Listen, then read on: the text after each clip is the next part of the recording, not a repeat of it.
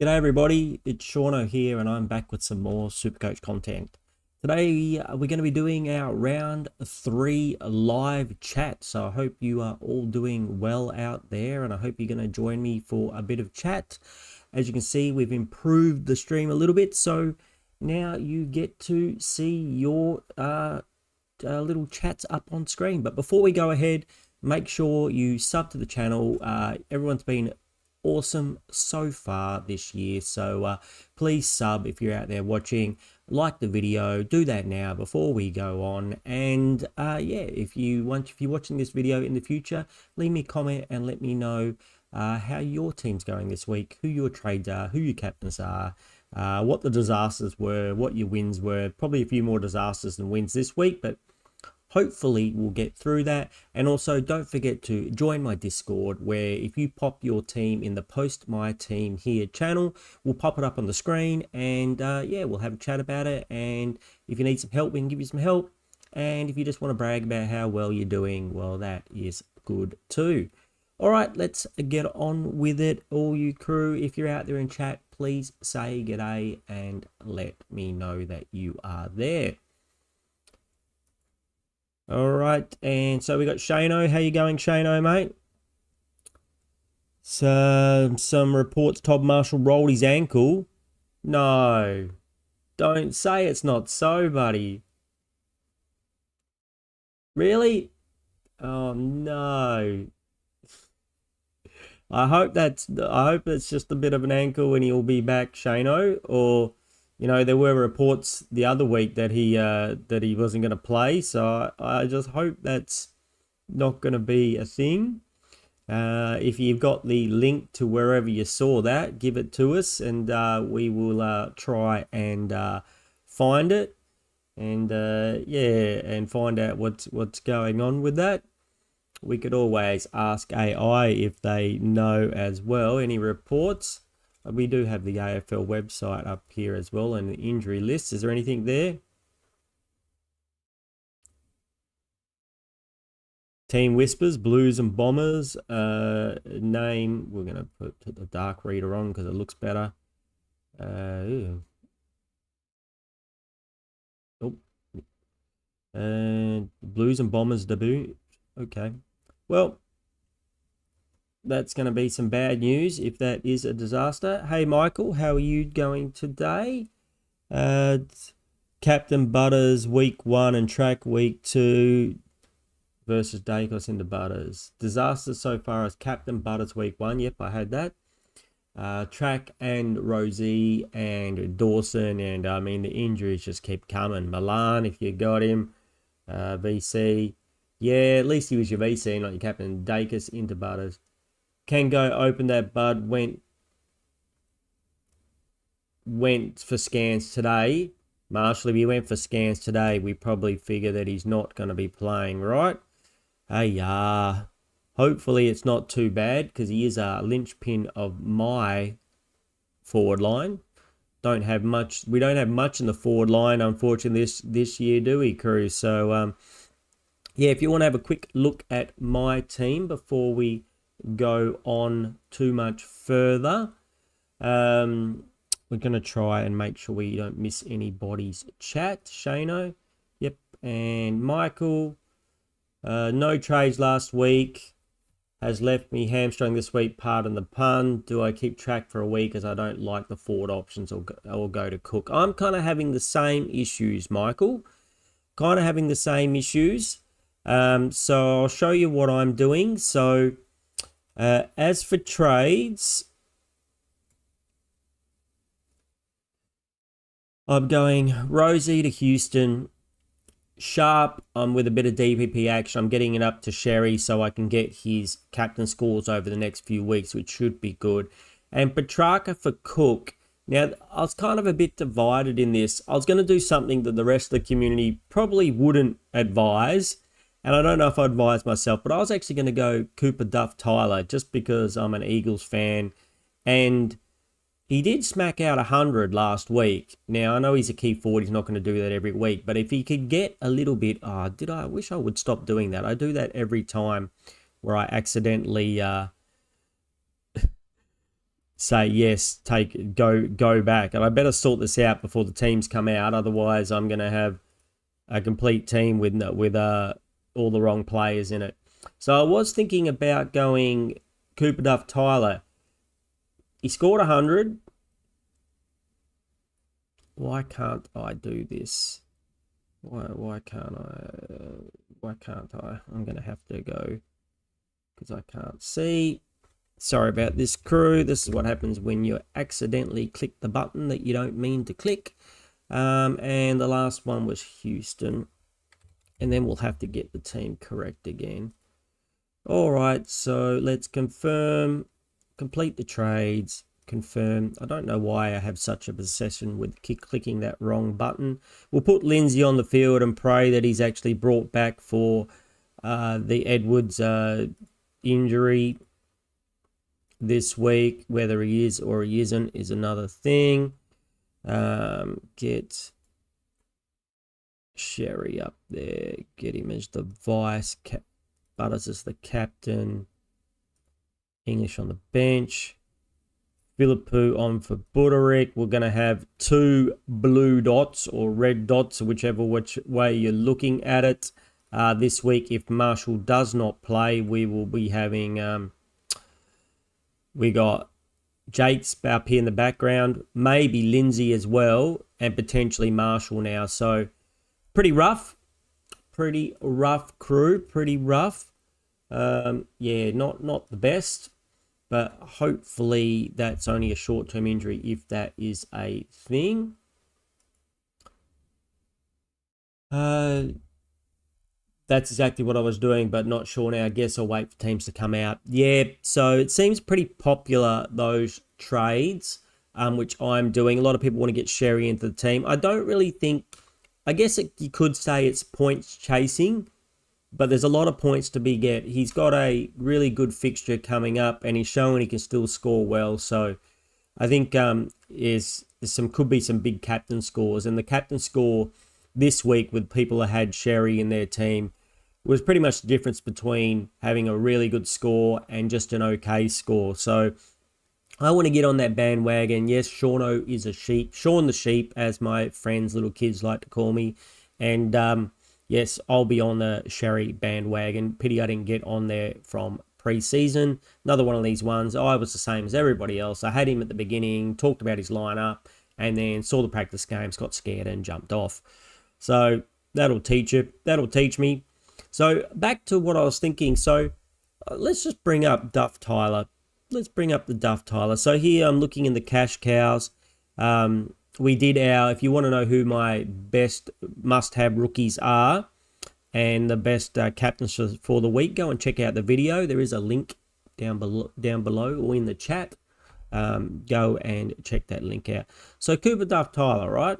Nobody's talking about him because he's an inflated price of 190k and the fact that he's playing as a key forward. But look, the first week he got a 37 and he played pretty much no ruck time. None. Very, very little. Last week against North, he got 100. Now, if you look at how he got this 100, and we can do that by going to footy scores and the Eagles game in round 2. So he's top scored for the team. I don't know if he'll be getting another 100 again, but we go down. So in the first quarter, he had no centre bounce attendances. In the second quarter, he had 3 for 43%. So it must have been like Flynn. Flynn was having a rest. Third quarter, he's got none again. Archer Reed does it. Is that what happened in the first quarter? Archer Reed. So Archer Reed takes the Flynn break in the first quarter. Duff Tyler takes in the second quarter. Archer Reed takes it in the third quarter. And in the fourth quarter, Duff Tyler does 33% again. So every second quarter, he's taking the Flynn time. So as you can see, in the first quarter, he only gets 17 points. But in the second quarter, he got 35 points. Third quarter, 39 points. Fourth quarter, 9 points. So he did kick some goals as well. He had 2 goals, so they obviously help. But I think he's got some scoring potential. Now, if Reed wasn't in the side, I would think that I'd almost be locking him in, because if he got a quarter in the ruck, if he went into the ruck for 25% or more every quarter, I think it'd be a nice safe floor of like a 80 or a 90. Plus, as opposed to most, well, probably not an 80, but would say 70. But as opposed to most key forwards, he's very mobile. So when the ball hits the ground, he can still get it. He's not like the Eagles' other big forwards, like the Jake Waterman, where if he doesn't mark it or whatever and it hits the ground, not much else happens. Don't get me wrong, I love the big mullet man Waterman, but you know, leading forwards, if they don't catch the ball and it hits the ground, well then usually they don't do much. But Duff Tyler, he's more like a bit of a ruck rover. He can get that ball and he can handball it off to somebody else, or he can snap a goal, which is exactly what he did last week. So I kind of like him. My issue is he's 30-something, 38 grand more expensive. That's the difference next week between me being able to get. So I've got 391k in the bank in this version of the team. So it would be 360k if I got Duff Tyler. So they're kind of predicted to go up over the long run the same amount of money. But Cook is going to go up more money this round. So I think I just have to go with the pack and get Cook, even though I'd love to watch Duff Tyler and have him in my team. Why are we not getting all the green lights here? Green lights for playing? Yeah, green ticks. There we go. Yeah, so I like the pick, but I'm just don't have the cojones to do it. And the other thing I'm thinking is, with the Duff man, if he comes out and gets an 80 or 100 this week, I'd be a genius and everyone would want to follow me. But because he's got that 37 in his score rotation, even if he gets a big score this week, say he gets an 80, he'll go up 40 grand, 45 grand. He'll be 220, 230, and then almost everyone's going to want him. But he's not out of reach. He's not out of reach. And the other reason I kind of liked him, because he helped with my DPP action, because I've got, ZZ down here, plus I'll have English, plus I'll have McAndrew. So, obviously once the team gets reset up, English will be on the field, McAndrew will be here, and ZZ will be over here. Hopefully he gets named. We can't have any more people not get named this week. So, that was my kind of plan, but I think I'm going to check it out. I'm just going to get Cook like everybody else. I would like Watkins, but, I can't really do it. I'll show you I still got the infographic here. Here were my must-have rookies who are on the bubble this week. I had someone come and chat and say, how could you miss Jakes? How could you not say Jakes is not a must-have? Well, Jakes is a must-have, but he's not on the bubble this week. So if you don't already have Smith, Robertson, Blamiers, or McAndrew, I would say prioritize those guys, getting them in this week over replacing your injuries. And then we did have Marshall, but if Marshall is injured, if he's not named, don't bring him in, obviously. Bruin, he's a mid-pricer, not a rookie, but, looks like he's going to offer some decent coverage. And I was told that, I think he still will get DPP. It's Luke Jackson. If you're hoping that Luke Jackson was going to get DPP and bring him in, some stats were released this week, which we can have a look at later as well if you like, saying that he probably won't get that mid-ruck, which we were hoping for. Watkins, I really like Watkins, and I might even prioritize Watkins over Cook in your teams, as I have here. But because he's cheaper and he can potentially make more money, and I think while Rosie is out, he's got potential to get higher scores. He will be getting CBAs. It's a question of how many once Wines comes back. But I think he could score well. He did score quite well in that last quarter when he got bulk CBAs after last week. So I would think if you can get Watkins in, and if I could get Watkins in instead of Cook, I would, but I can't just because of my team structure. I need someone for the forward line, and my midfield's already chock-a-block with stuff. So, and Cook, yep, and then I put down Duff Tyler here, which is a very controversial. A lot of people have a lot of other people before Duff Tyler. I think people are underestimating his scoring ability for a key forward. I think his mobility makes him a little bit better, but he is a young kid, and Archer Reed is taking those, some ruck as well. So if for any reason Archer Reed or Flynn went down and there was no Bailey Smith in the team, I think he'd be a very, very viable pick. I wouldn't be surprised if Bailey Smith is recalled to the Eagles soon, as Flynn can't jump or wrestle or ruck. Sorry, Flinny, but I think you've had a couple of years. I've given you a couple of years, and it's over now. So that was my rookie ranks for this week. And like Milan's injured, don't get him. And now Todd Marshall, definitely want to keep an eye on him. So please let me know when the team sheets come out, crew, if you're out there in chat, and we will have a look and see if he's named. The game is not until Sunday, right? It's an Eagles game, so, we probably might not get to see it. So thanks for joining us every day, Seano, or today, everyone, Seano, Michael. I like, obviously, you're a West Coast supporter as well, Michael, West Coast Eagles.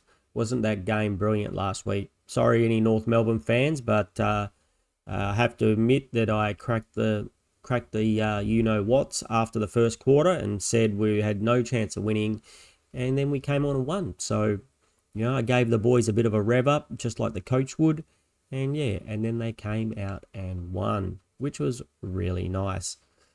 So, yep, that's what I'm doing. These trades are locked in for me. What am I going to do next week, if you may ask? So when you do your trades, make sure you have a plan next week. So here is my round 4 planning list. So your main targets, Cook and Houston, we got them, and Sherry. So we've got those 3 this week. And then we're still looking at Worrell, Newman, or maybe a defender under... I don't think I've got 655k anymore. I'll have 600k. So Newman for Carlton plays his first game this week. I'm going to have a good look at him. I might wait a week to get him if he has a decent score, to have a two good looks at him. But we know he's kind of the general back there at Carlton, and I'm pretty sure he's going to have the keys to the back line. When he goes back to Carlton, hopefully he doesn't go and get suspended for another 22 rounds like he did at the beginning of the season. Going around punching on in the VFL or something, getting himself suspended. So at 439, another value pick, and I need to fill up my back line. My back line is by far where it looks very shaky. I mean, probably my forward line looks pretty shaky as well. My midfield looks fine. My back line looks shaky, and my forward line looks, well, like it's all rookies. So if we went Blackiston to Newman next week, we start with 391k. That would leave me 250k in the bank. And with that 250k, we could potentially get rid of Parrish if he's not doing well and upgrade him to, anyone who's about, I'll have like 580k. So I could get myself, move Grill to the midfield, get myself another defender here. So then we would have Sinclair, Houston, and Newman. 2 mid prices again. I don't like having 2 mid prices there, but I don't have much option. I don't want to get, I would like Ash, but I can't get him because he's on the buy. I don't want to do that.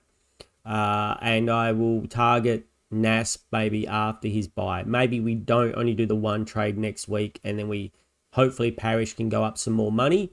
He's only predicted to go up like 6,000. He's predicted to go up 20. He's got to get a 94. I'd be happy if he gets a 94. You'll go up 27 grand, but he certainly didn't get a 94 last week. So that would be nice if he could go up 20 grand, and then I'd have like 600k to get whatever defender I want. and I would have to decide whether I want to wait on Ash or Nas, or if I wanted to pick up somebody else like a Worrell. Let Worrell play this week. I know he's going to go up in value, but he's got that niggly injury. Maybe he plays out this week and gets it through. Hey, Mass, where are you?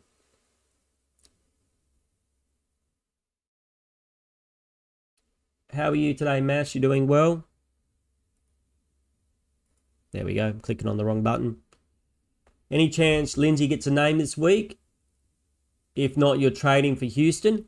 I mean, I'm hoping. I think he's a chance. They do have some injuries. The Eagles, if we look at the Eagles injury list, wherever it is, here we go.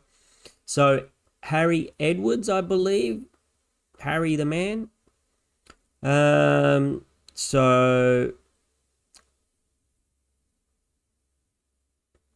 the Eagles need to replace key defender Edwards after a second concussion in 3 weeks, with the option to promote Gimby to a key defensive role alongside Tyler Young, or recall Brock. So they might recall Brock. They're not really the same type. Like Brock's probably more like Edwards than that.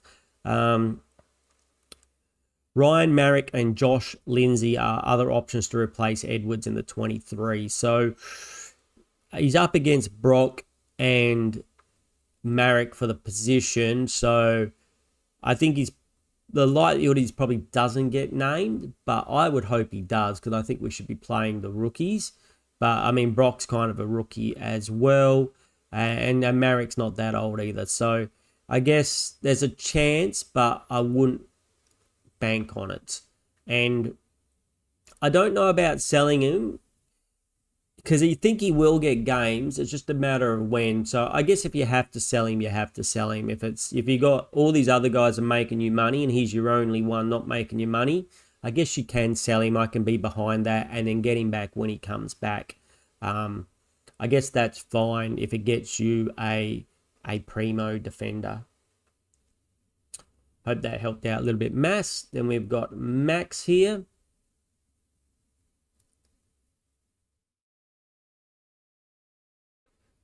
Jackson has a corky. Luke Jackson has a corky. Is that what you mean? Luke Jackson has a corky? I didn't know that either. Max, the injuries just keep on coming, do they? I think, yeah, really, okay. Thank you for that, Max. I think pretty much Luke Jackson could have one leg and still destroy the whoever Richmond chuck in the ruck this week. They're a key forward or they're either going to have a key forward or some ruck out of the VFL or whatever, some person you've never heard of. So I'm pretty sure Jackson could have one leg and still crush him. But maybe it's not the time to bring him in if you were thinking to bring him in. If you've got him, fine. Maybe not chuck the vice captain on him like I was recommending before, just in case. Maybe they rest him thinking that they don't need to have a ruck against in this particular game. I mean, they do have Darcy and Mason Cox, so keep an eye out on the injury list. But yeah, a lot of people probably will be disappointed with that, because he was penciled in for a very big score this week, Jackson. If you had said to me, who are the two people who are going to score the most this week, I would say Sherry and Jackson until I heard that. All right, Mass, let's bring up, you got your trades here. Do you guys like you like it now that I can get your comments up on screen? I like it much this way. Old man Seano went to the University of YouTube and learned how to do something for his stream. So I hope your crew are proud of me, and I hope you like it. Took a little bit of work, but it wasn't that hard. So Lindsay, Sharp, and Rosie to Dacos, Houston, and Watkins is your preferred trade. Yeah, I like that trade. I like the trade a lot. Dacos, yeah, beautiful. He's off his bye, very nice. Houston, again, I think Houston can be good. He is a mid-pricer. Hopefully he just delivers what he has been the last couple of weeks and shows us, repays a bit of faith to both the Collingwood supporters and us who are going to pick him. And the value is just there. I can't afford to fill up my team. As you can see, a lot of other teams already have like somebody here, a Clark or an Ash or somebody. I'm probably one defender short of all the good teams out there. So I kind of have to get Houston, but I still think he can be a reasonable pick.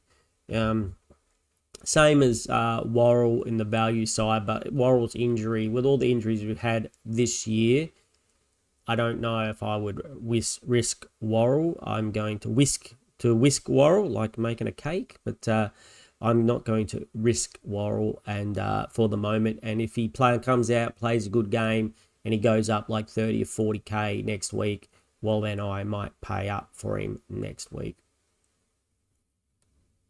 If Lindsay actually gets a game, you would do Petrarca, Rosie, Sharp, Tadakos, Holmes, and Cook.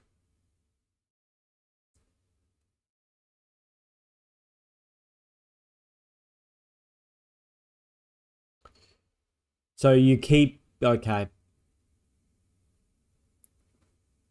So you make a bit extra money from Sharp.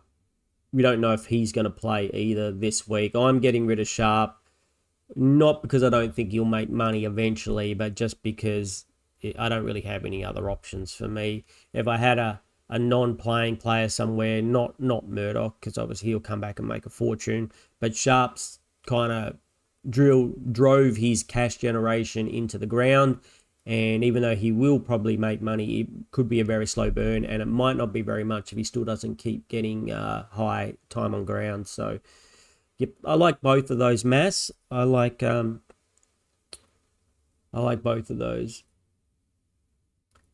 Could rest him in the fourth quarter, as will for Luke Jackson. Could rest him in the fourth quarter. Yeah, Luke Jackson, if they're destroying them, they could rest him. Yeah, I guess it's a possibility. And just let Darcy roam around the field. If they're winning very convincingly, they could just give Darcy a lot more time on ground. I hope that doesn't happen for our Jackson holders out there. What's with the carnage? I don't know if I've ever seen a Supercoach season where there's been so much carnage through the injuries to very, very relevant like players. Like occasionally you will get one or two highly owned players, but to have like the Young, Goulden, Rosie, and Petrarca, probably all over 60% owned, over 50% owned for sure, all go down in the first 2 weeks. I don't think I've ever seen that before. So yes, trades are going to be important this year, Cruz. So definitely use your boosts and trades to get your team right now and sort out your issues. But you might have to just hold off on the trades. Maybe once you've done your trades next week, maybe have a week or two where you're not banging out 2 trades a week, where you maybe just do one, or, pick off a good rookie, because trades are going to get important if we keep getting these injuries.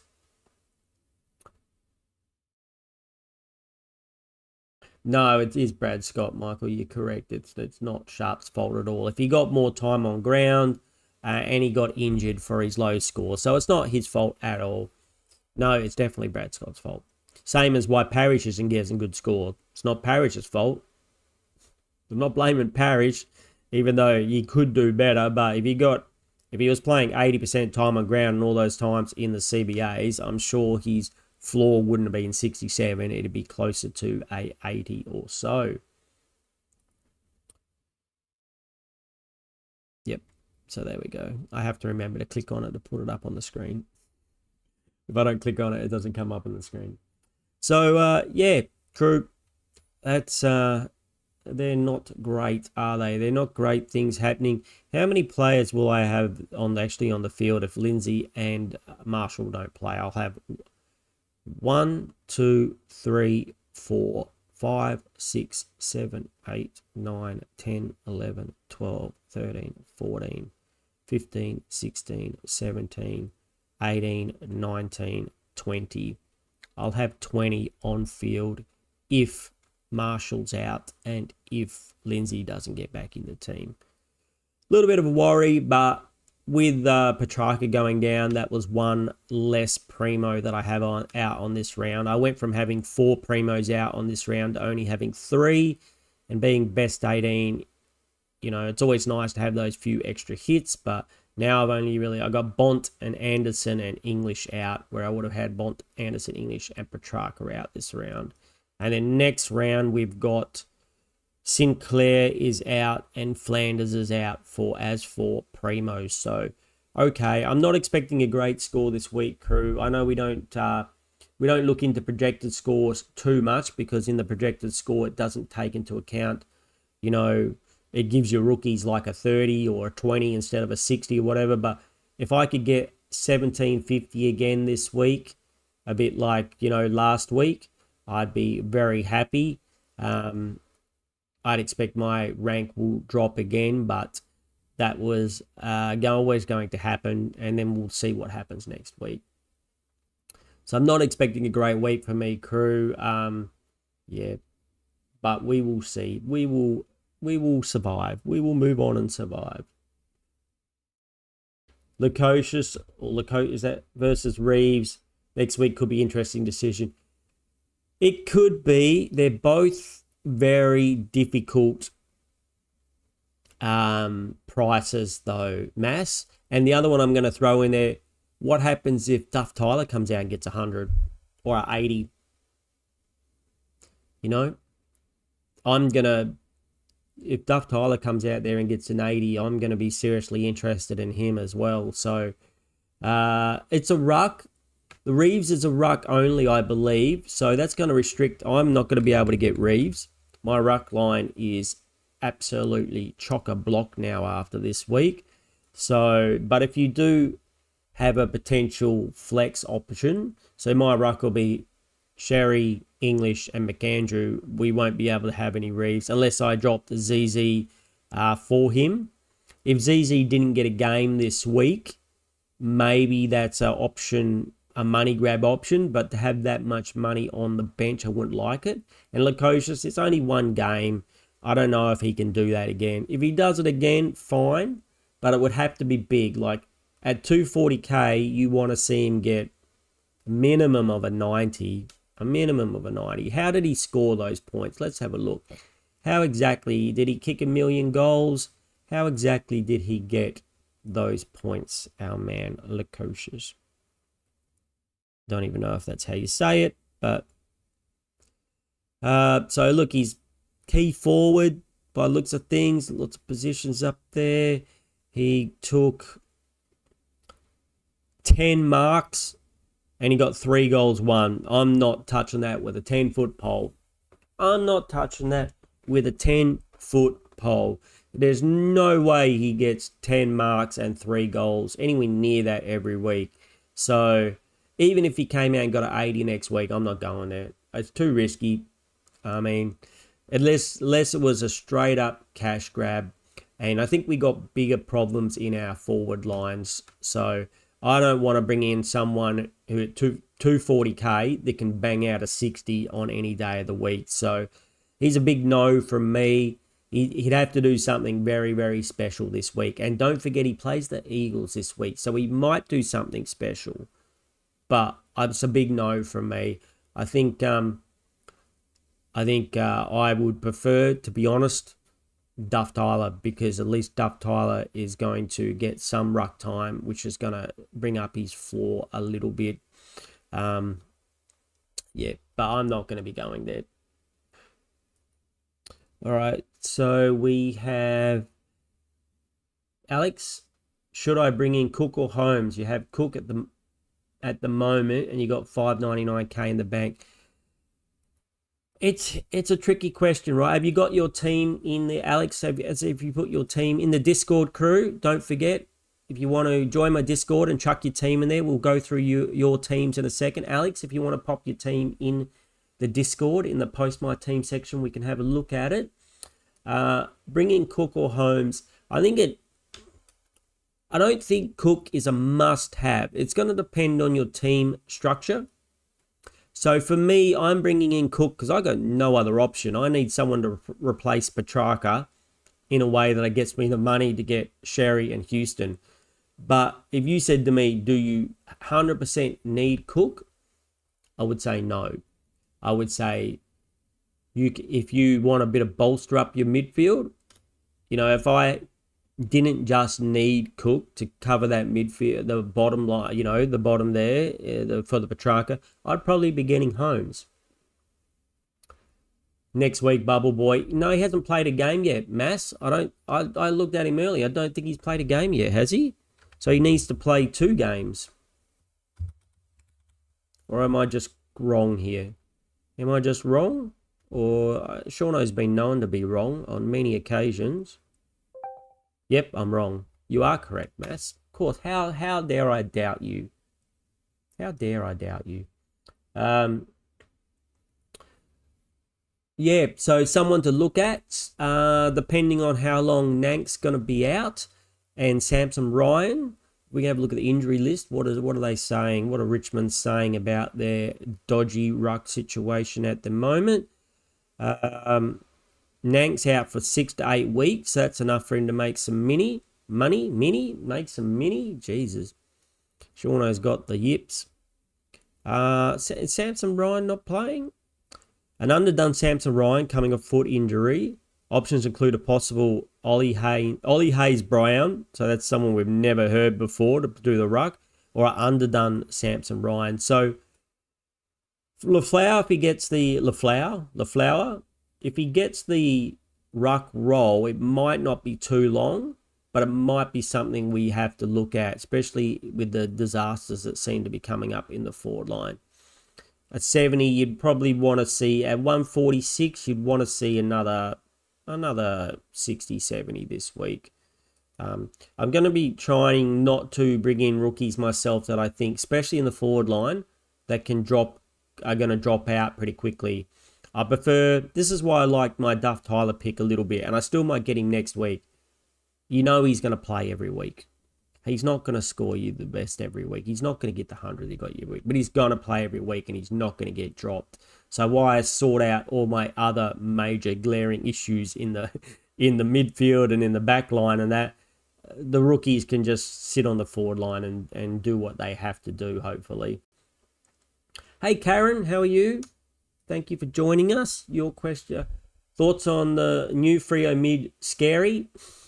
I think it's Sherry, right?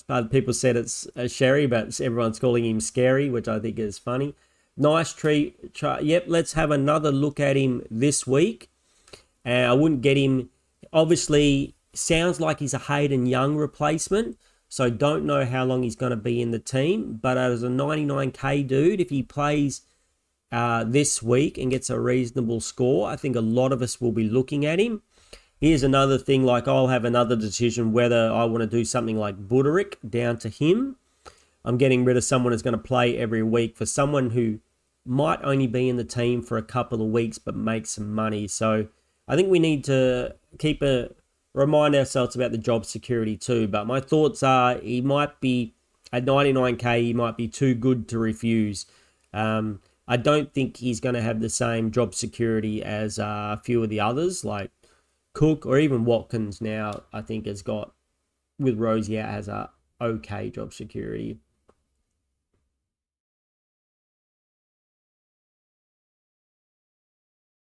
Key forward playing backup ruck. Yeah, it's always nice, the key forward. The backup ruck, if they get enough of the ruck, like I was saying with Cooper Duff Tyler, can just means they can have those slightly peaked scores. A few hit outs to advantage, it's all it takes. And a goal or two.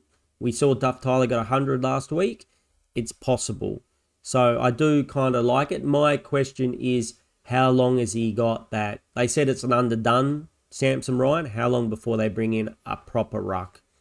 Take away his time. But if he's playing number one ruck, I guess that's what you mean, right?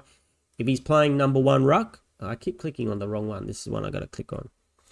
That's the question, Mass. Thanks for the question. Always a pleasure. So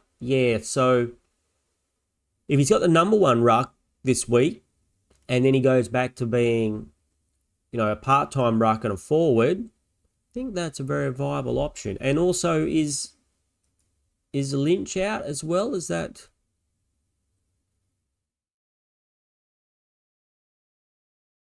One available after one match. Could come in for Lynch. Why isn't Lynch here on the list, though? Am I blind? Seano does have his glasses on. Is Lynch suspended, or why? He's not even on the list here. But I thought he was also injured, and it kind of says he's coming in for Lynch. Let me know if you have an idea what's going on with Lynch, my friends. Yeah, so I think he could be an option. If we go and look, so for next week, if we go to players and we go to cash cows and we go to, so this week predicted Milan's not playing, Devon Robertson, Jagger Smith, Lachlan McAndrew and Tom Blamires are going to go up the most. Todd Marshall was. Hopefully he gets a game. Hopefully he's not. Then Tanner Bruin, Dylan Stevens, but he's 320k. Braden Cook, Willem Dersmer, I think is also a nice, reliable pick. A pity he's not available in our forward line, or I'd probably pick him for 200k. Yes, he's expensive, but he's going to play every week, and you just know that. That's why even, you know, if Jack Watkins and Willem Dersmer were the same price, you'd pick Willem Dersmer every day of the week. It's just the fact that he's 100k cheaper. Bo Allen's also a reasonable choice in defence. If you need a defensive rookie, I think he's going to play most weeks. I don't trust Minnie McWalter with the rookies. I say that he should play most weeks, but I thought Lindsay should play most weeks, and he gets dropped after one game. So, yep. A lot of people looking at Phoenix Gothard in the forward line, even though he's already played one game. I'm hearing a lot of people saying he's liking that. He's got to bye the week after, but he is predicted to go up again. I'm not sure. I don't know enough about it. Let's put it this way. I'm happy to say when I don't know. I don't know if this is a good pick or not, so I'm not going to encourage anybody to do it. But if you think that Phoenix Gothard is a good pick, or you have some inside information out there in chat that you know that I don't, please let me know. So that's who the top price risers are this week. Who are going to be the top price risers next week? I don't know if that's hard for you guys to see. So Logan McDonald at 250k next week. Yeah, that's unfortunately, I can't. Sorry, crew. It's hard for me to see that way. Ned Reeves next week as well. Jake Rogers is a forward, which will be on the bubble next week at 179. Would have to have a look at it. Oh, he'll have the, he's on the bye this week. Jagger Smith again. Lockie Jacks, Robertson Millen, Tanner Byrne, Jack Lacocious, I don't know. Chase Jones is one that I think a lot of people will be looking at in the midfield with some injuries there at Adelaide. And as we discussed, the scary man, who, if you get a decent score, is also one of the top, predicted to be one of the top price rises in round 4. Cooper Duff Tyler as well. See, Cooper Duff Tyler, 30k this week, 30k next week. And that's only if he gets like a 40. So, I'm going to have a look at him. McAndrew predicted to go up as well. So there are a few on the horizon. But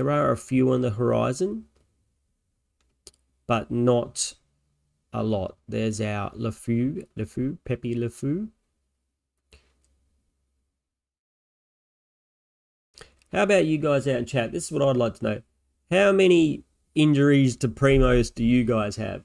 How many injuries in your team have you had in the last 2 weeks? Who's had them all? Anyone got Jordan Dawson as well? I thought Jordan Dawson was a very good pick because he didn't have the early buy. He was just a bit expensive, and I was actually kicking myself for not picking Jordan Dawson. Now I'm not kicking myself anymore, but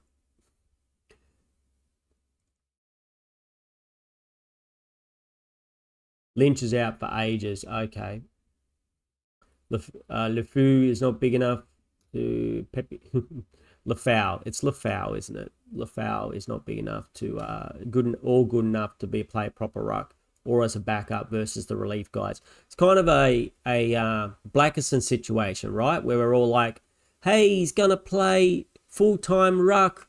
It's going to be awesome. And then he's just going to get annihilated by the other rucks. Is that what you're saying is going to happen, Mass? I wouldn't be surprised. At least he's cheaper than the Blackerson types. So he would only need to do the 60 like the Blackstone's got here to make you some reasonable money. So maybe that's a way that we could consider him, but I doubt that I would be considering him. We'll have to wait till next week. But like I said, good to have a plan for next week. You always want to have a plan. Let's go and have a look at some people's teams, crew. And we'll go and see. Don't forget, Discord, the link is there at the top of chat. If you chuck your team in Discord, we will go ahead and show it on screen. So Ziggy says his trades this week are Rosie, Young, and Petrarca out. Houston, Sherry, and Cook in. The exact same trades that I'm doing. He must be a legend. Or hopefully he's not just copying me, because that could be a disaster. But maybe we're going to say I'm copying him. That's a better way to go about it. So Ziggy, are you here in chat, buddy? Are you here in chat at all? Make yourself known if you are. Sorry, I'm a bit slow with bringing up these on the I can make it so they automatically come up. Let's do it so they automatically come up. If anyone says anything naughty, though, they get banned. Just warning you. With the naughty things coming up. Sinclair, Whitfield, Houston, Jakes, Grill, Lindsay, Sarong and Selwood. So I like your backline much better than mine, mate. You've got another primo here where I've got a big stinky Blackiston stinking up my backline. Butters, Dacos, Anderson. You've got Richards and Walsh, Parrish, Bruin, Smith, Blamiers. Very nice. Carroll and Sharp. Sherry, McAndrew and English. Sheasel, Flanders, Philippou, Marshall, Gallup. Robertson, Cook, Lombard, and ZZ. Seems good, mate. I think your team looks better than mine. Just having that one extra primo or good player. I know Whitfield isn't really probably giving you the performance that you want. Ethan, you can pop your team up in Discord and we can see how rogue it actually is. You can actually see how rogue it actually is if you want. I don't mind looking at a rogue team every once in a while. What makes it so rogue if you don't want to pop it up in there? This is very cookie cutter as opposed to a lot of, I mean, probably the top 10% of players have this type of team. Like I have a similar team. I mean, literally in this team, you have Richards, I have Bont, you have Whitfield, I've got Blackiston. Otherwise, the team is exactly the same. Like every single player is the same. It's a very cookie cutter year this year, but these injuries might make things a little bit different. The injuries might, you know, a lot of people might be going, some people will be going Holmes. You know, some people might be getting in Sherry and Bont. Other people might be, you know, going to just can't do any of that and have to be getting rookies. Can I look what up on the site, Michael? You have to be a little bit more specific. It won't let you send it to Discord. You're not Discord? Not really, not unless you are in my leagues, I don't think. We had this issue last year. What's your team name, Ethan? Oh, you're not a Discord user. What's your team name? I think we tried this last year and failed miserably. We can make rivalries. What's your team name,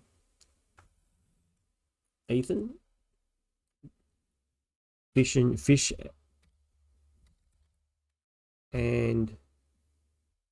Anthony, is that you? Fish and Crips Luke, Fish and Crips subscriber,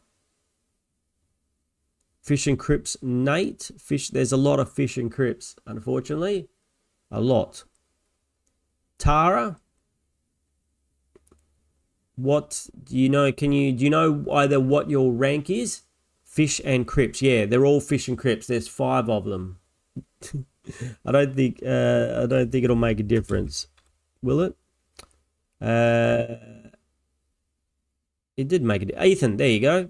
There you go. This one be you, would it? Overall rank? Let me know.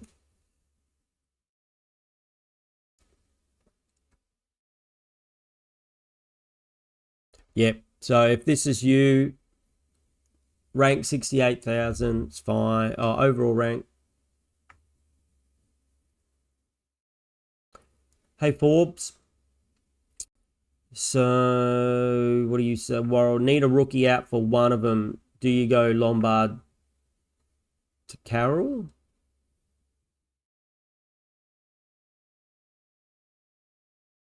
Nearly lost the kids. Well, if you've lost the kids, go and find them. If you're at a shopping mall and you're talking to me and you lost the kids, go and find your kids. You got to prioritize. I don't understand what that meant, but so we'll add you as a rival. So in case this happens again, Sinclair, Rosie, Blackstone, Windsor, Jackson, Sarong. You've kind of gone the mid-price madness in the back line, and I also wanted to do the same. I thought about doing the same too, Ethan, so I don't blame you for doing it. You got Dacos come back on. That's good. He's going to be good. Butters, LDU. I liked LDU. I think it's a good pick. Nick Dacos, Walsh, Grill, Carroll Smith, Watkins, Blamiers, Murdoch, Bruin. I don't think there's anything wrong with that. Gorn and English. I like it. ZZ. Yep. Sheasel, Petrarca, Flanders. Obviously, this is probably before your trades, mate. What trades are you doing? Budrick, Lombard, Robertson, Philippou, and Gothard. Your team looks fine. It is a little bit different, but not too much different. It's not out there where you're so different you're not going to score well. I think in a good week you can outscore the top teams. Yeah, I think it's fine. You got some problems in the back line, though. A bit like me. Problems in the background, in the back line. That's your name. Nearly lost the kids. Michael, your West Coast rule. We can have a look at yours too. Rosie out for Houston. Seems reasonable. Blackerson, you bent ZZ back for Blackerson. Nice. Petrarca to your flex and you bought in Sherry. Yep, seems very reasonable. Oh, so you're going to have Gorn, English, and Sherry. Whoa. I mean, I love the scoring power of that. The only thing is the flexibility. You're really tying up your flexibility. And I kind of found with having a ruck last year in my flex, I didn't like it. And so I've got McAndrew there, but I don't expect McAndrew to be there for too long. He's just going to make money and then I'm going to get rid of him. But your scoring potential is high. Your flexibility low, scoring potential very high. So I need to slow down with these. I'm going to turn the auto off because I'm missing them. I'm missing some. So very nice, Ethan. Yep, I got no issues there. Let's another one is WCE rule. Michael, West Coast Eagles rule. Well, we did at one stage, but maybe not anymore. What are your trades this week, Michael?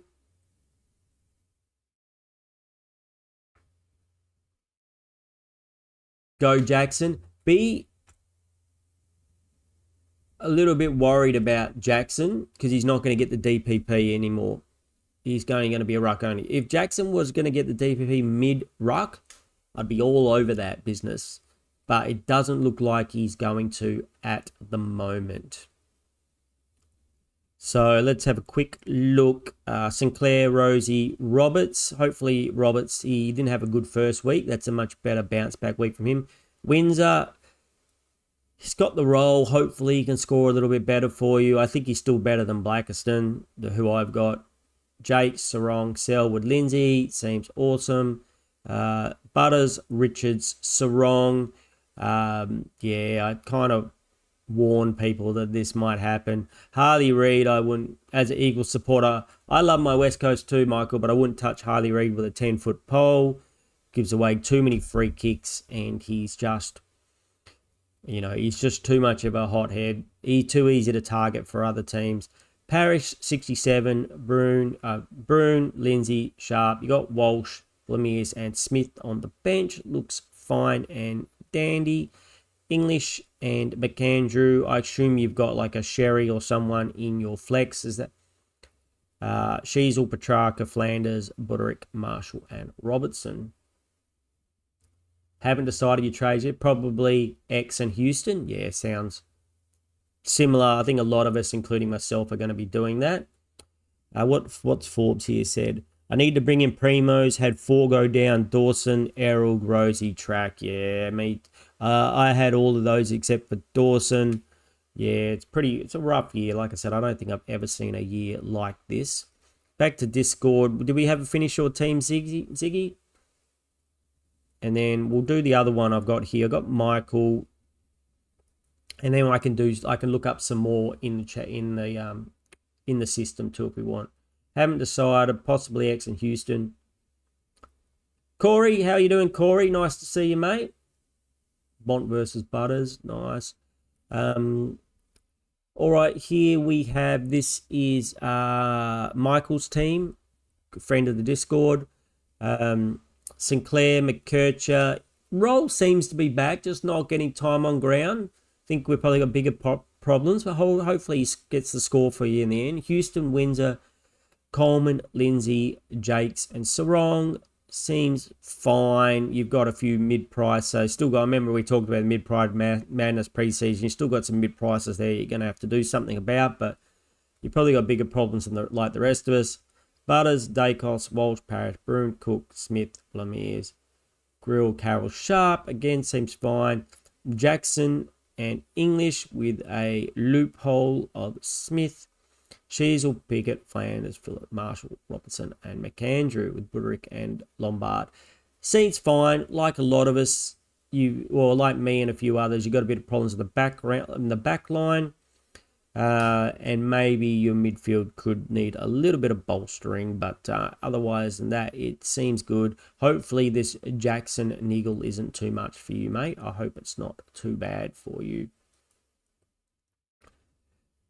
Then we got Samson, Ryan King. You should have a chat to the Richmond boys and let them know. Samson, are you here in chat at all? Are you here with us? We got Sinclair, Whitfield, Houston, Jakes, Grill, Lindsay. Like I said, even though Whitfield is not doing the best, he still would prefer him in my team than that useless Blackiston that I've got. Butters, Dacos, Anderson, Walsh, Parrish, Bruin, Smith, Blemires, Watkins, Cook, and Carroll. Very nice. Gawn and English. I do like the Gawn pick, everybody. If you've got Gawn, well done for taking him at the beginning of the season. Sheasel, Flanders, Laylor. Hopefully he's doing okay. He's not lighting the world on fire, but he's doing okay. Philippou, Marshall, Robertson, McAndrew, Lombard, and Murray. I think Laylor's another one where hopefully we learn our lessons for next year. Crew, no more mid-prices. No more mid-prices. Now let me try and catch up with chat. Corey says your team is Bont versus Butters, considering Murphy, Reed, Sherry, and Houston.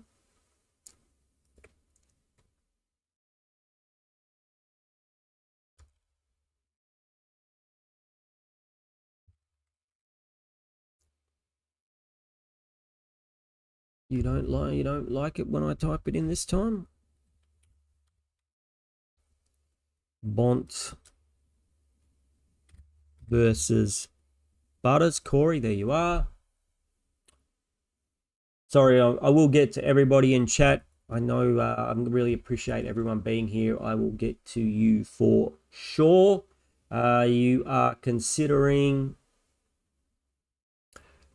Murphy, Reed, Sherry, and Houston. I like the Murphy Reed pick. Did you not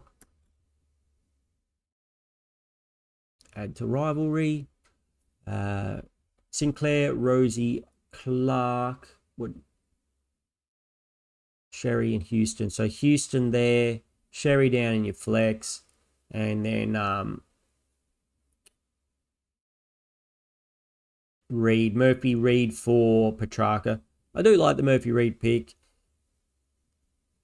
I think he's going to be consistent 80, 90 type 80, 90 type with maybe a little bit more time, hopefully in the midfield.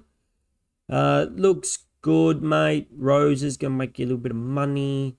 You're going to have English and Sherry there, just like me. Bont, Butters, Callahan, I like. I think we talked about this. You went Callahan, right? So hopefully he repays you this week, mate, for going in last week. Got the tag last week, so hopefully no tag for you this week.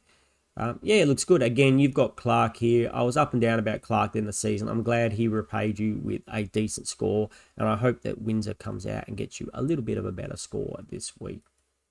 Yeah, Corey, somebody else said too, it is very annoying if Marshall will be out. It's at least it's not, if it's an ankle, a rolled ankle or something, at least it sounds like it might not be too long. At least it's not, but I'm going to touch some wood, that it won't be, long as at least these things are happening through best 18. If this happens when best 18 is done, we're in big trouble. We're going to have zeros on our field, which would be not very nice at this time of year. You're not supposed to have zeros on your field at the first half of the season. Forbes says, I nearly lost the kids again. That's your team. Can I actually just copy and paste from here? Is that even possible? Nope. Seano has to actually do the old way.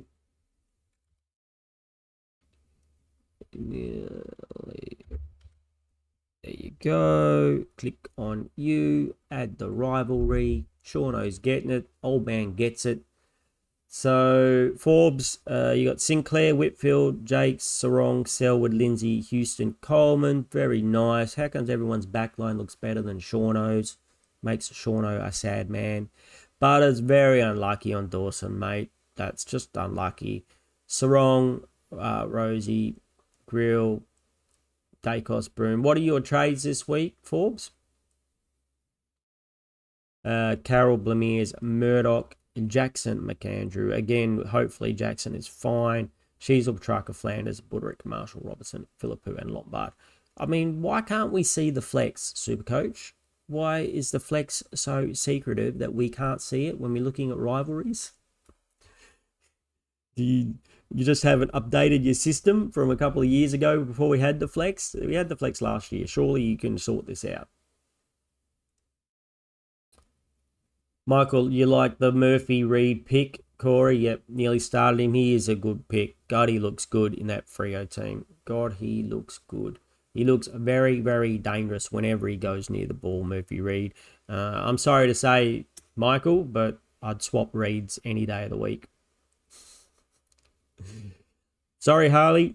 I'd swap Reeds any day of the week and twice on Tuesdays. Actually, on cheapo Tuesdays, you could have Harley Reid for cheap. Hard to decide what to do. Bont off his bye next week just to get the points, or just get the points this week. I probably wouldn't get Bont coming into his bye. I mean, I got him last week, so I can't talk too much. I went and got him last week, so yeah, I can't talk too much. If you're going to get him, you're going to get him, but maybe wait till after his bye. I mean, his bye is this week, yeah, so getting him off the bye next week is fine. I think that's fine.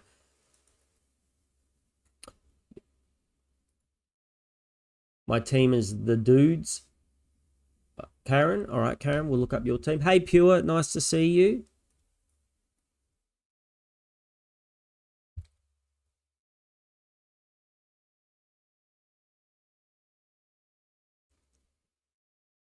This one would be you. Add you as a rival. Not that we're rivals, but you know. Let's have a look. Sinclair, Rosie, you did the Fonty last week. You did the Fonty trade. 77. I still don't think that's that bad. I know you probably wanted more, but I still think it's not bad. I mean, he's in that back line of GWS where they do throw the ball around. Oh, and you got Zorko, so you got a strong back line. I like your back line. It's strong. What are your trades this week, Karen? What are you up to this week? Oh, you traded out Rosie, Sharp, and Oh, you traded out the forward dude? Sherry, Dersma. Scary. Or maybe Cook. You're holding a track a week. Isn't McInerney playing? If he's playing, I don't know if I'll be trading out any playing players, unless you absolutely have to. Or Cook, yeah. I don't want to pick Cook, but I think I've been swayed by the community. I want to pick Duff Tyler. I don't want to pick Cook. Sean have a little, throw his dummy on the ground and have a spit because he doesn't want to pick. You don't want to pick Cook. Midfield, you got Bont, Butters, Richards, LDU. You got Lockie Neal, Brew, Watkins, Bamiers, Murdoch. Oh, McInerney. Oh, I guess he's expensive, right? He got you 77. He's 490k, but yeah, I don't know. Oh, he's on his bye this week, so I guess you're not missing out on points. I was thinking you were missing out on points, but I guess if you are going to get rid of him anyway, this is a good week to get rid of him, Karen. I guess if you decided you're going to get rid of him, he's on his bye, get someone in who's actually going to get you some points. Yeah, I can get behind that. If you already decided that, you're over him and you're getting rid of him, fair enough. Grundy, like the Grundy pick. McAndrew, ZZ, Sheasel, Petrarca, Buderick, Marshall, Doveston, Robertson. Mason Cox, I almost went there myself. Bit unlucky. It looked like Mason Cox was actually going to play Karen. So I think the pick's good. I think Freo should play Mason Cox. So hopefully they'll get sick of Darcy after a while and play him. But, I mean, obviously I'm not a JL. I'm not a coach. I'm not a JL down there at Freo. So I don't know what he's doing. But Darcy looked terrible and Mason Cox looked pretty good. So anyway, a bit unlucky there in a few spots, I would say. But, keep up your round 2 rank. You had a pretty good rank for round 2. Overall rank, you're not out of it. 30,000. It's not over. People have come back and won from ranks that far down before. So, I think your team's pretty good. I like it. The dudes do well. Michael, West Coast Eagles, says, if I go X, Houston and Cook, you should have enough to get Bont next week. Sounds like a pretty good plan, Michael. A pretty good plan. All my good plans about getting Bont last week and other people have not been able to afford him. Well, now after 2 injuries, now everyone's gonna afford him. Cheese, how are you, Cheese? Did Jonas say something that you said good point?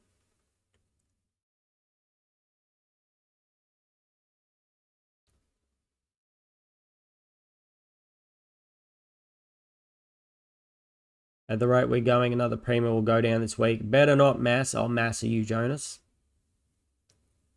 Can be traded for Bont. And you can be traded for Bont next week. Yeah, all the master moves that I thought I was doing and telling you guys to do with these injuries makes pretty much no difference. Very, very, very, as you can see from my trades, there's a lot of cookie cutter trades this week. You're live. Yes, I'll try and stay live for a couple of hours. And then after that, have to say a big thank you to Big J from the Centre Bounce, who gave me a lovely, lovely shout out during their live stream the other day. Really appreciate them and their stream and the fact they gave me a shout out. So they normally do a Thursday stream. And so unlike other platforms, we can't like raid anybody here, but I'm going to try and finish up when they go on, which is normally 5 o'clock-ish. I believe, and I'll go and watch them, and hopefully you guys will come over with me and watch them as well. But yeah, big thank you to Big J for the shout out on his stream. So yep, so we'll be Track Rosie. Corey says Track Rosie Sharp will be 177k in the bank with those trades, and Windsor can trade out next week, but need to see whether in Perth decide with Murphy Reid. Yeah, it's kind of a cyclone up north. It's bloody windy today. So, glad for no one's playing footy tonight because it's really, really windy out there at the moment. But the cyclone may push some rain down. So, if it rains, you're not going to go Murphy Reid. You might be good in the wet. You're backing Harley in doing one heavy lifting for a poor team, which makes sense. I know, Michael, a lot of my West Coast friends are the same. I just don't like his attitude, basically. But about the Reid swap, he might be good, and I still wouldn't be surprised if when he gets right when we need him and he gets good. I don't think they locked him in for the contract for long enough. Right when he gets good, he's got an option to leave, so he can go back home to Victoria. So don't say I didn't tell you so when right when we need him, he turns around and goes home. But if he stays and he gets better and he stops having his little tantrums and giving away free kicks, I'll be prepared to eat my words. But at the moment, he's just not the player that I thought we were getting as a number one pick, and not the one not the potential that he showed in his first season. Needs a little bit of humility, and needs to needs to just stop being a Harley Reid. just calm it down. Just calm it down and play football. Think Cook might be a trap. So do I, Karen, and that's why I want to pick Duff Tyler, and I still might, but I've only got an hour or so to do it, and I think for the money, so I'm going to be crying to Karen, to you, and everybody else when that was the Harley Reid comment, and then Karen. So yeah, I'll be crying to you, Karen, when Duff Tyler scores like an 80 or a 90 this week, and Cook gets a 30 or a 40, or he's dropped for when some players come back. The Jordan Dawson, that's only a week, right? It only kind of keeps him for another week. And I believe the role that he played last week is something that Chase Jones played the role last week that we got the original 90 for. Don't be surprised if Cook drops a 40. I'm with you, Karen. I think he's a trap as well.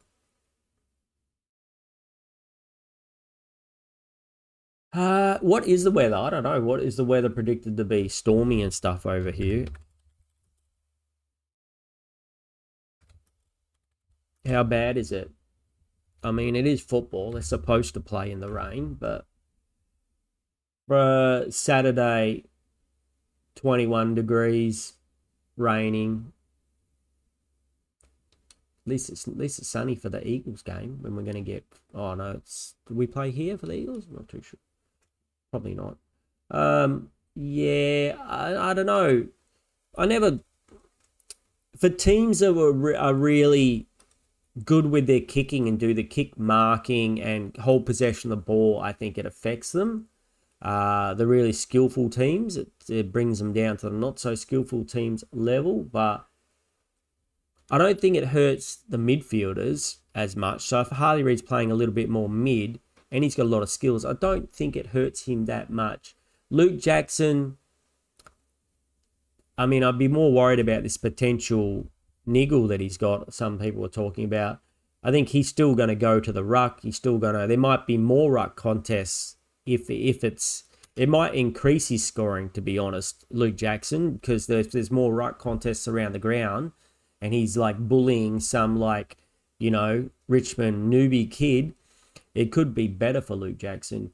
If it was a key forward, I would say 100%. If you're thinking of picking like Lukosius or something this week, and he was playing over here, he was playing in the rain, I'd say probably not. But, for a ruck or a midfield, Murphy Reid or Dogger, I think, if anything, it doesn't affect them. If not, may even make their scoring slightly better.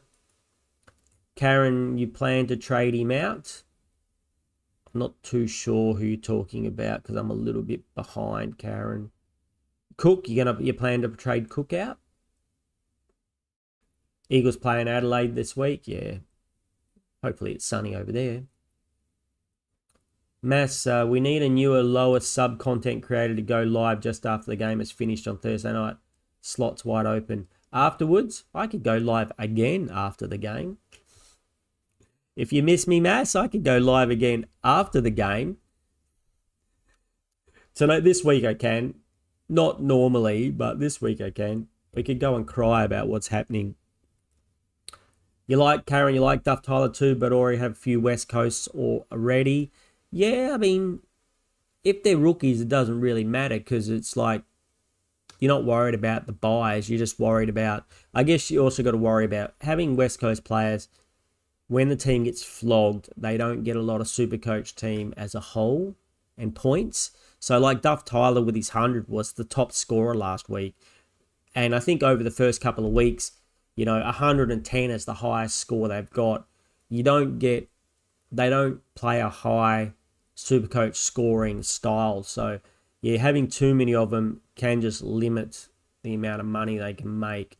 But I think the other, on the flip side though, if we want to go the other side, the rookie's going to hold their position. So Dersma, you would assume Dersma's not getting dropped. It is Manny McWalter though, but I mean, I think the outcry of dropping Dersma would be crazy. So I don't think he could do it, being the number 1 draft pick. I don't think Duff Tyler's getting dropped. I'm surprised they dropped Lindsay, and I don't think they should have. And Murdoch, you assume, comes straight back into the team when he comes back. I don't know. I think Murdoch is almost the heart and the soul of the team after a couple of weeks. The kid plays with a passion, or he's not a kid anymore, but you can see the passion. He's not there because he's on a couple of $100,000 contract. He just loves playing the game, and he gets excited, and you can see it's infectious with the other players. So hopefully he comes straight back into the team. Cheese, not sure if you missed it since you was a bit late, but thoughts on Shea Bolton? Do not touch Shea Bolton. Don't go near Shea Bolton with a 10-foot pole. You remember last season he got like a 8 or a 13. Yes, he's got more midfield time, but maybe he'll be better this year, but I couldn't go there. I'm scarred from last year. I can't go there. If anyone else has the cojones to go there and it works out for them, well done to you guys, but I can't do it. I just can't bring myself to do it. I believe I got him in last. Did I dodge it, or I can't remember if I dodged it or if I got him in, but he got that. Everyone got him in, and then he got like a 13 or something. And don't forget, Hayden Young will come back. As soon as Hayden Young's good, and he's only, they say he's a few weeks away, but who knows with what the doctor's saying down there. But when Young comes back, he just loses his midfield time, I don't know. I couldn't do it. If you can do it, you're a braver human than me. Eagles playing Adelaide this week. Shea Bolton is a trap, I reckon. Cheese, yeah, Michael, I'm kind of with you. I think he's a trap as well. Karen McKinney, you plan to trade him out? Yeah, I saw you said that, so that's fine. If you, like I said, I thought maybe you were trading out a playing player. If you've decided that if he's going to lose your money and you don't have any other major problems, and you've decided that he's going to go anyway, if you're not going to get rid of him this week, you're going to get rid of him next week, well, then you might as well get rid of him next week. Okay.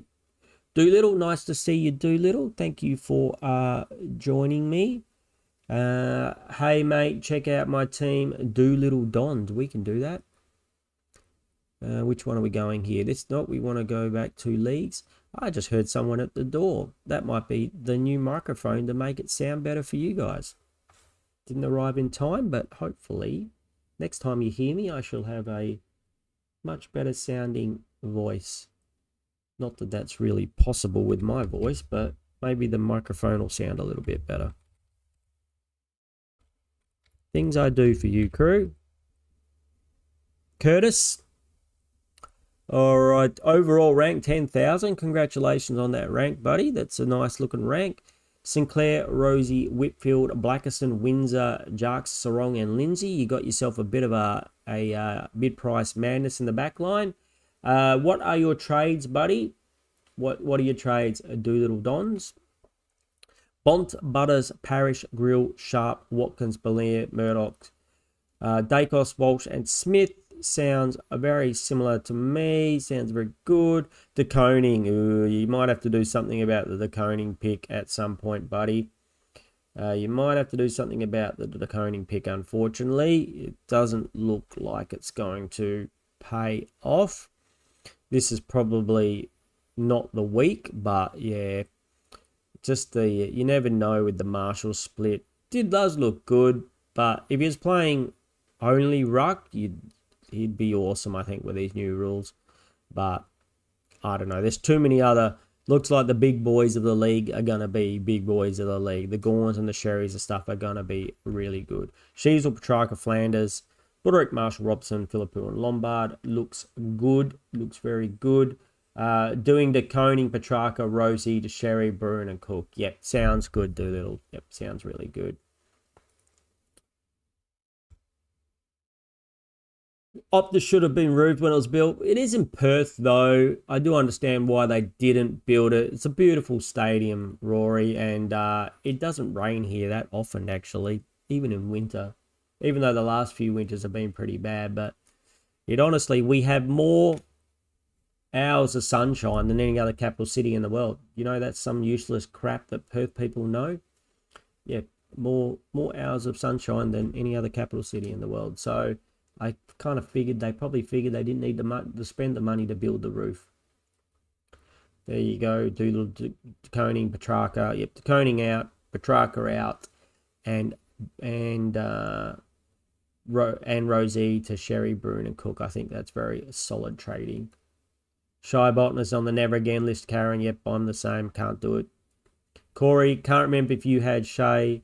A lot of us had him. I know I considered him. I know he was good value. I know he had a big score like this year. He came out and scored a big score. And then, you know, he did what you shouldn't do in the bed. He did what you're not supposed to do in your bed.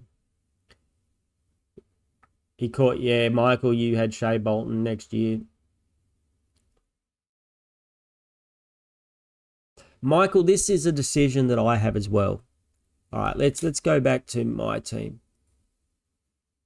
Could just go from Houston, instead of getting Houston, to go up to Ash.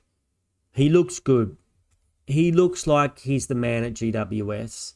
I'm still a little bit worried about the whole mouse to feed situation with him and Fonte and Whitfield. We saw in the first week he can drop a lower score. It does look like he's the one they want the ball with the new like run and gun rules. It does look like he's the one they want with the ball in the hand when the movement starts. You know, when they want it run out of the defense, he's the one they want it in the hands of. So I like the pick, and I think a lot of us are going to want him at the end of the season. For me, though, Houston offers really good value. It also gives me another chance to look at Ash for at least one more week before he goes into his bye. Plus, I don't want to be getting anybody on that bye because my score is low enough already. I want to give myself a chance of having as many people who can get premium scores as possible. But he will go up in money, Ash. So will Houston. Houston should go up more in money. But is Houston a keeper? We're buying Houston. That's the big question. Is Houston a keeper? I'm buying Houston hoping he's a keeper. If I bought Ash, he is a keeper. Whatever happens with his score, unless he gets 60 every week from now on, you're buying him, you know, you're throwing away the key. With Houston, potentially he makes money, and if it works out a bit of a disaster, you could trade him later on. Trades look like they're going to be very valuable this year, so I don't want to. I think the safer pick is Ash. Houston is the more risky pick with the more upside. That's the way I'm looking at it. Safer is Ash. Houston is got more upside, potentially more points next round, and going to make you some money. But we've seen how mid prices go. He is that deadly 430, you know, price, which usually never works out. So I have that same thought as you, buddy, that I think that's the best I can really bring it down to, the way I'm thinking. Yeah, I think they're both valid picks. I think, and yeah, Houston's got more upside, Ash is more safer. Doolittle Dons didn't like any rucks at the beginning of the year. I don't think any of us liked any of the rucks. I liked English, but I didn't like anybody. I didn't like any of the 660 price rucks. I didn't like Sherry, I didn't like Grundy, and I didn't like Max Gorn. And they've all made me eat my words. They've all told, they all said, we're going to show you, Seano, and they came out and punished us. If only we had started Sherry and Gorn at the beginning of the season, like we all thought about when the team picker first opened and I had Sherry and Gorn in there. Yeah, and life would be good. Hundreds till then. Yeah, I considered the DeConing pick after watching him in the preseason and seeing that Marshall played pretty much full-time key forward. Thought he would be okay. I thought he would be at least a 90 to a 110 Doolittle Don. So, I mean, I'm with you. I don't know why he's not scoring better. You would think the new rules suit him, so not too sure why.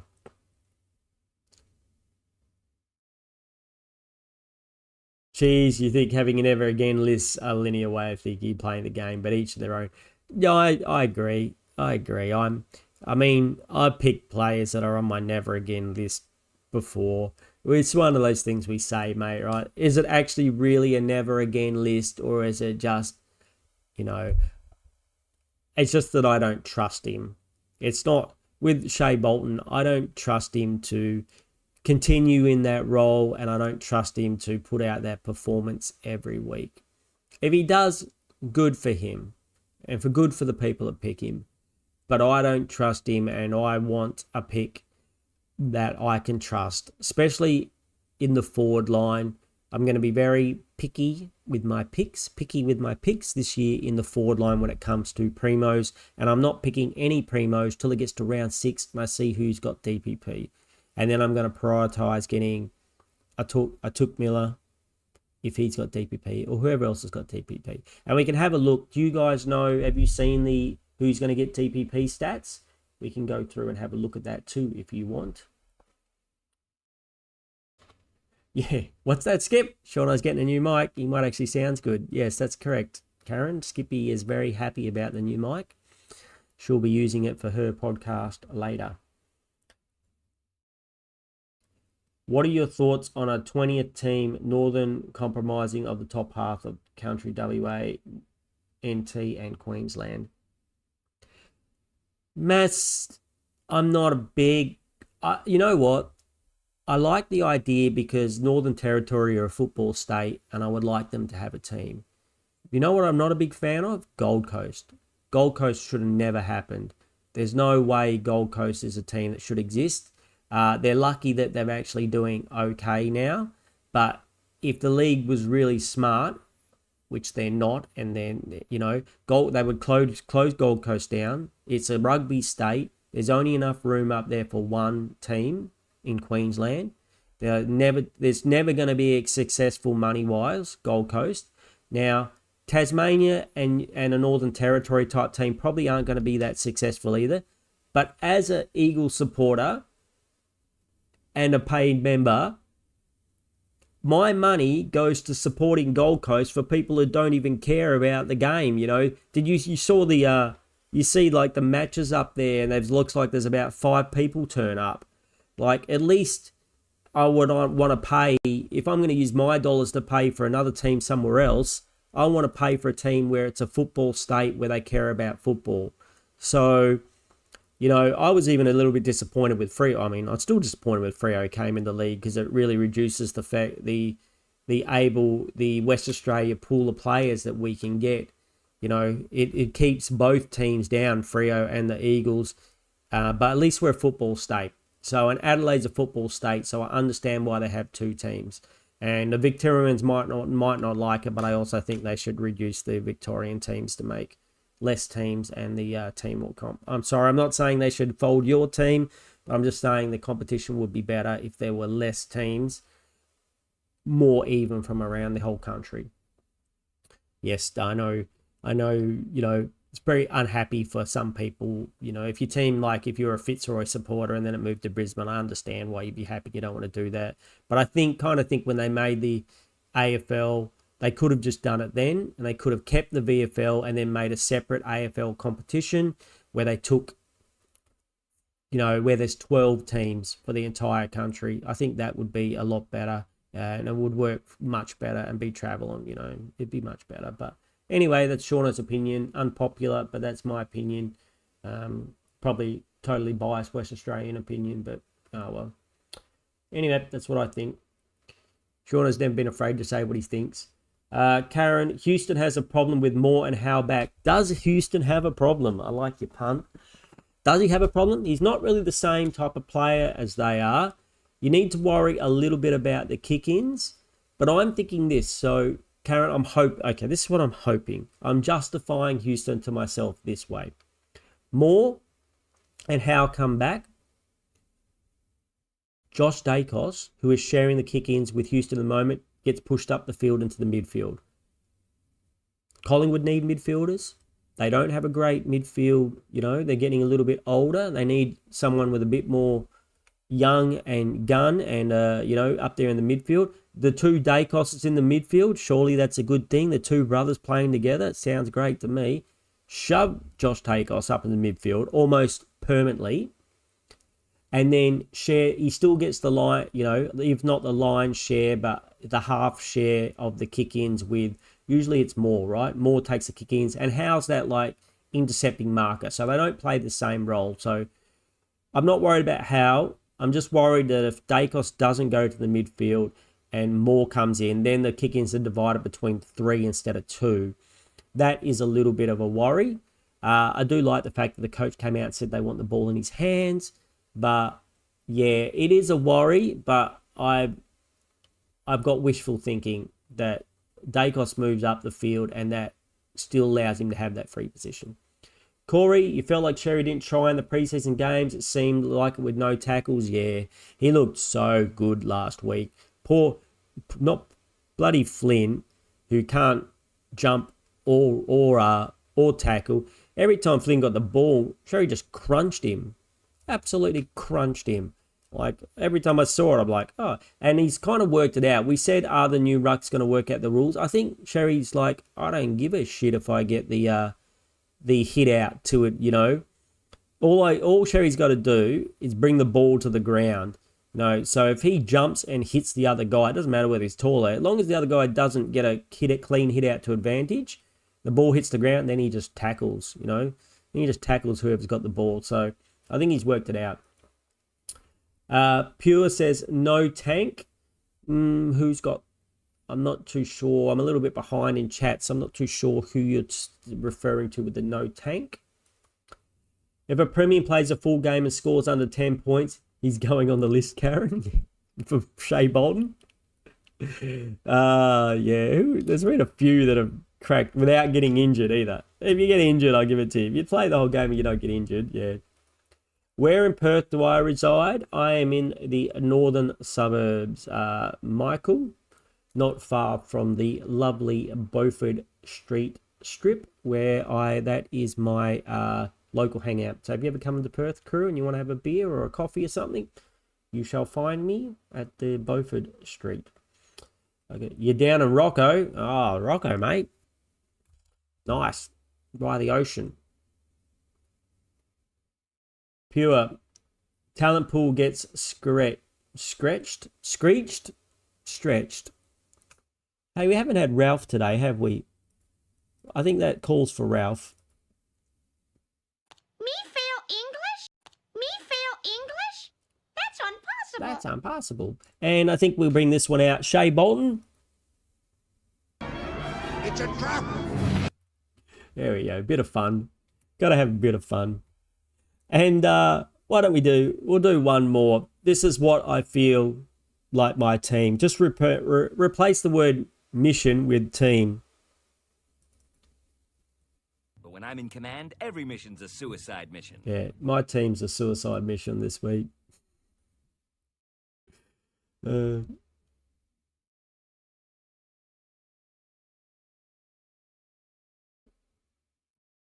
You'll be put back, Rory. They certainly will if they can't work out the whole stadium thing. I think it's a bit rude what the AFL does with the stadium, though. They're like, hey, build a stadium, but we're not going to give you any money for it, even though we earn millions of dollars. You can pay for it.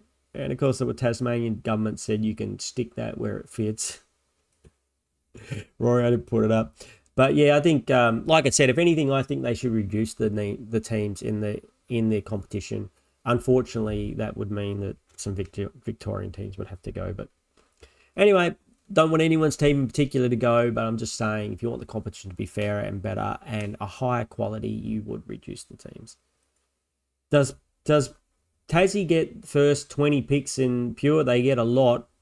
I tell you what, if Tassie comes in, you don't want to be down the bottom of the ladder like my Eagles are if Tassie does come in, because you're not going to get any good picks for a while.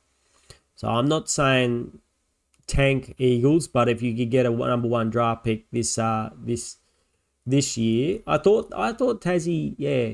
So if Tassie doesn't come in next year, I wouldn't mind having another number one draft pick this year, because there's not going to be, if you're down the bottom when Tassie does come in, yeah, it's going to be rough going for probably 2 or 3 years when it comes to draft picks.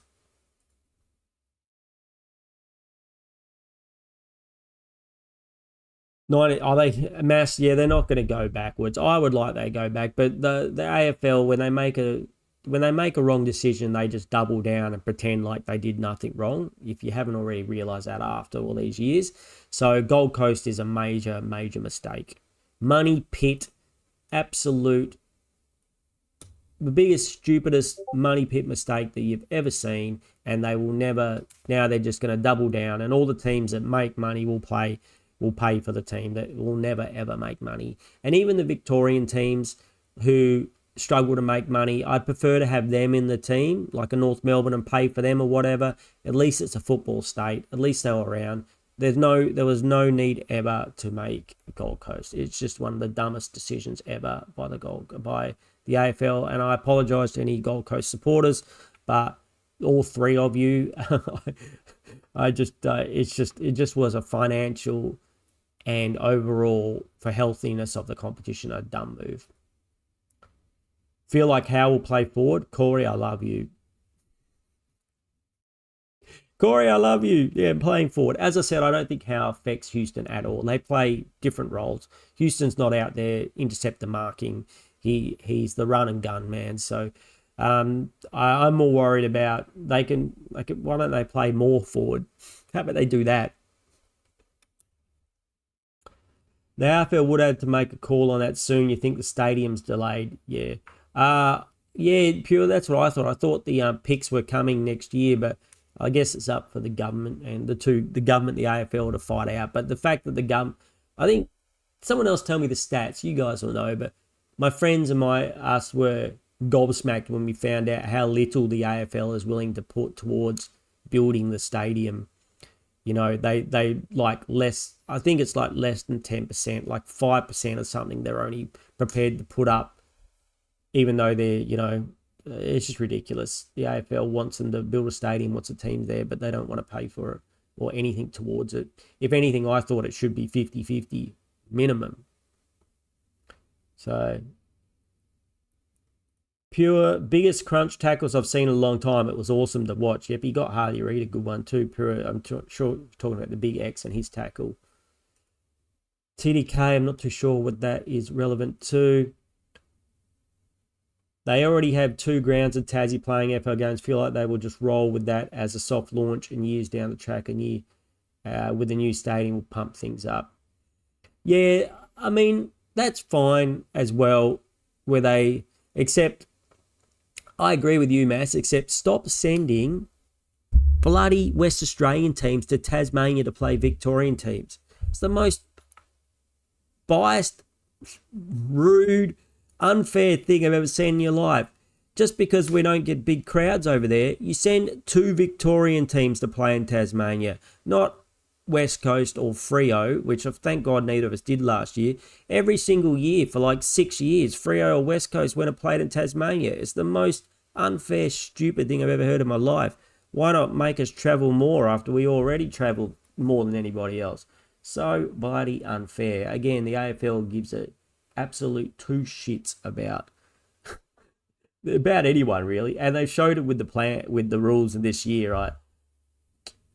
Rules, they don't give a shit if all these injuries are going to happen. They're like, let's make the game faster. Let's make it more goals. Let's make it more exciting. Oh, look, all our star players are getting injured. It doesn't matter. At least the game's a little bit more exciting.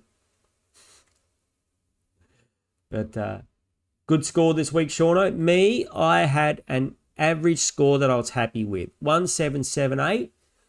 Considering how many players I had out and everything, I was happy. And I expect my score to be less this week, and I expect my season rank to go higher. Not lower, but higher. And then the week after, I expect to maybe start dragging some teams back. Maybe. But I had a lot of plans for this week about making my backline look good, and then we had all the injuries. So we'll yet to be seen. And I think my other plans of getting the good players and the other people wouldn't be able to afford them or get them in the team. Now with the injuries, everyone is just going to go buy the players I had. So the teams that started off with the non-buy players, these injuries have favoured them a lot, allowing them to get people like Bont, Dacos, Sherry. Oh, unless they've already got Sherry, but they could get like a, there's so many others. These players that I thought, Noah Anderson I've got, even though I know he hasn't been performing, all have buys. If you had to pick non-buy players, except for this unfortunate with Jordan Dawson, and then if I had picked Steele and LDU, I'd be in a lot better position. And then with these, injuries, I could have just jumped on the big boys and I'd be probably another 100 points ahead, a minimum, maybe 150 points ahead, and I would still have the guys that I've got now. So we didn't know there were going to be lots of injuries, but yeah, I think my team's not in the best situation, and we're going to see. But I don't get too down or too happy. Well, if I finished first in the round, I'd probably be pretty happy, but and I try not to get too down or too happy. Love my super coach, but it's not the be all and end all. Parrish getting dropped, better not. Got enough shit going on with Jackson and Marshall and everything. But Parrish better not get dropped. Interesting comments from Eddie this week. And Tassie reckons they should be pushed back to 2032. Michael, I think so. I think so as well. Let's face it. They're never going to make any money. They don't have the population for it. I'm only get behind it because they're a football state, and I think football states deserve football teams like the Northern Territory, low population, never going to make money, but do they deserve a team? Why not? Why not? But Gold Coast, and I think someone said GWS too. Yeah, GWS was also a mistake. I know. Both of them haven't won a premiership yet. They gave them all the things like they'll do to Tassie, all the advantages in the world, all the picks in the world, all the extra, academies in the world, and they're gonna struggle to, it's taken so many years for them to get, into finals and to actually be doing well. That both of those were a mistake, and just having one team in a rugby-based state would have been much smarter. Why, but they're greedy, the AFL. They're very greedy. And who pays for it? You and me and our tickets crew. That's why our tickets to the football are so expensive. Seano just said it. That's why the tickets to football are so expensive, so we can pay for all the AFL's mistakes. Parrish will just play low game time, low tog, because he can't run chase. He's exposed big time in today's footy. Yeah, it's not exactly his type of game that they've put it. Really, he's in there at the getting the ball and can't run it and chase him down and stuff. Yeah, so whoever finishes bottom. I thought it was this year, but maybe it's been pushed back already. I thought the Tassie picks come in this year if they agree on it, but I don't think if they haven't even agreed on a stadium, surely it's because haven't they already got? I thought they were something had already been set aside where they've already been given like the next years and the years after draft picks. But I don't know if someone's out there and they want to Google it and see what's happening. That would be awesome. Teams aren't live yet, are they, crew? Nope. Let me know when the teams go live. And then like GWS the same as Gold Coast. Yep, should have never happened. Again, I'm not. Please don't get upset with me if you're one of the supporters and you're a mad supporter. We're just talking purely on financial and league status. Same as when I say, like, let's just face it. The VFL should have stayed the VFL. They should have picked the top 6 teams from the VFL and then made them like just made an AFL, a brand new team, to not take the same team over. Like Collingwood should have stayed Collingwood VFL, and then they would have had a Collingwood AFL team, and then bring in the teams from the other states.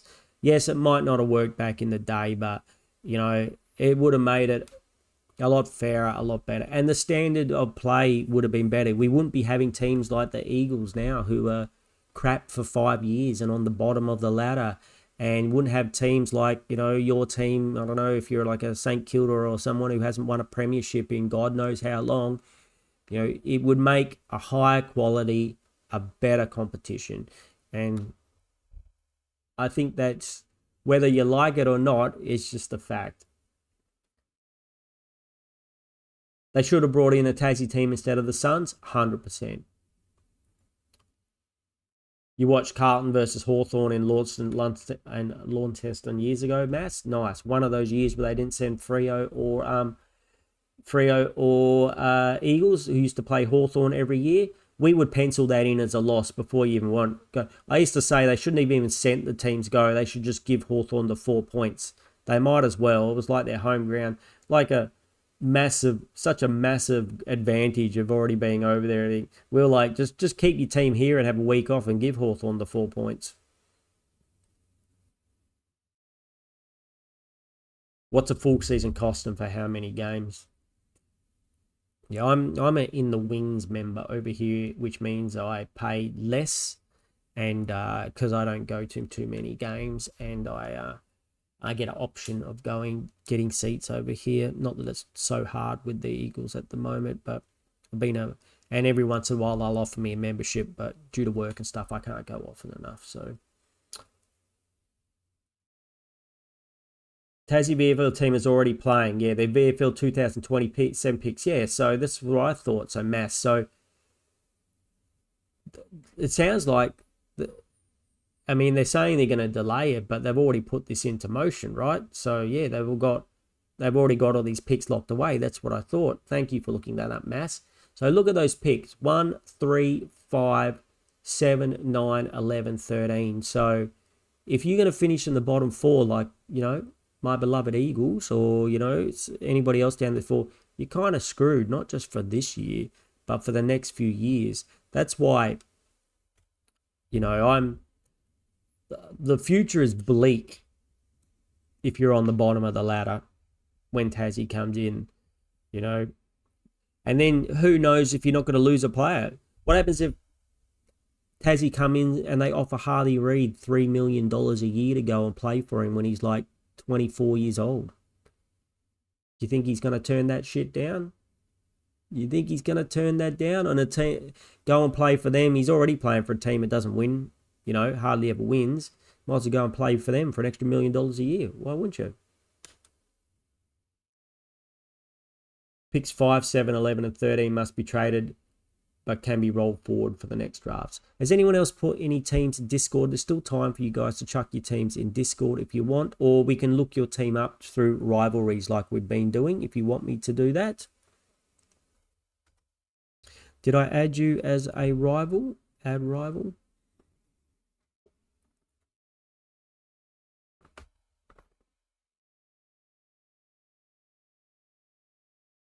Yeah, nice work, Pure. Some good chat here today, crew. So thank you everyone for being here. Don't forget to subscribe and like. And yeah, there's still 20 people watching now. There's 20 people watching. I want to see 20 likes appear right now. I'm watching you. I'm watching everybody. We've only got one like. Oh, that can't be right. One like? It can't be right. That can't be right, can it, crew? 8 likes. All right, 12 more likes. Let's do it. And subscribe if you haven't already subscribed, and please like the video. And once again, I want to give another shout out to Big J for the really nice things he said about about me and my channel. And it's always nice when you get noticed by the big boys. He said I was making some good content and I should have more followers or than I do, which is such a nice thing. I love watching those guys. And also the sword play guys are really good too.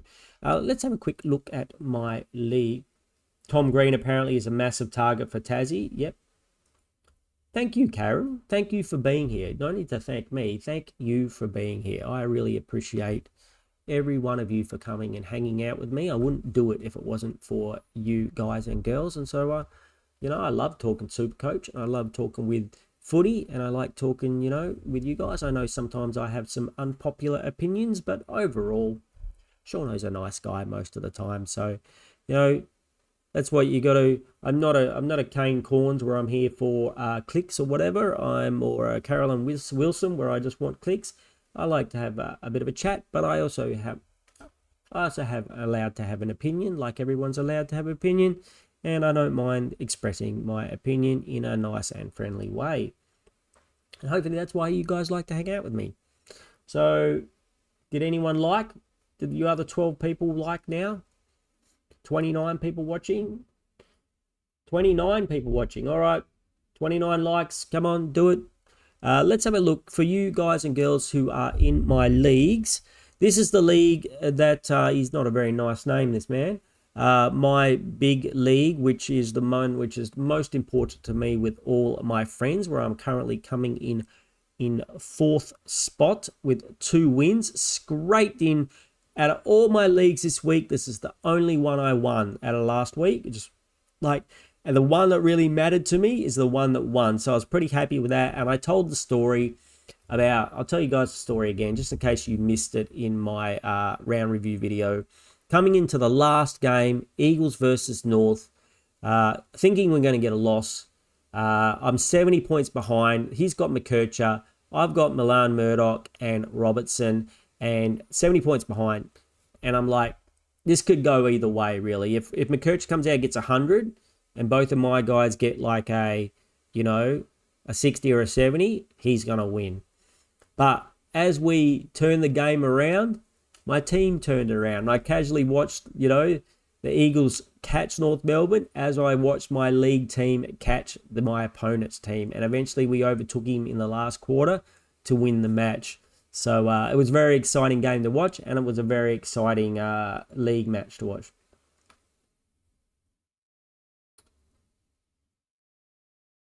Matthew, this is a good question. Do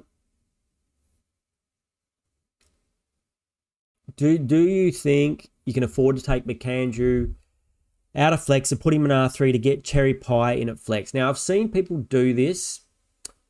For me, it's not a move for me just because McAndrew is one of our highest scoring rookies.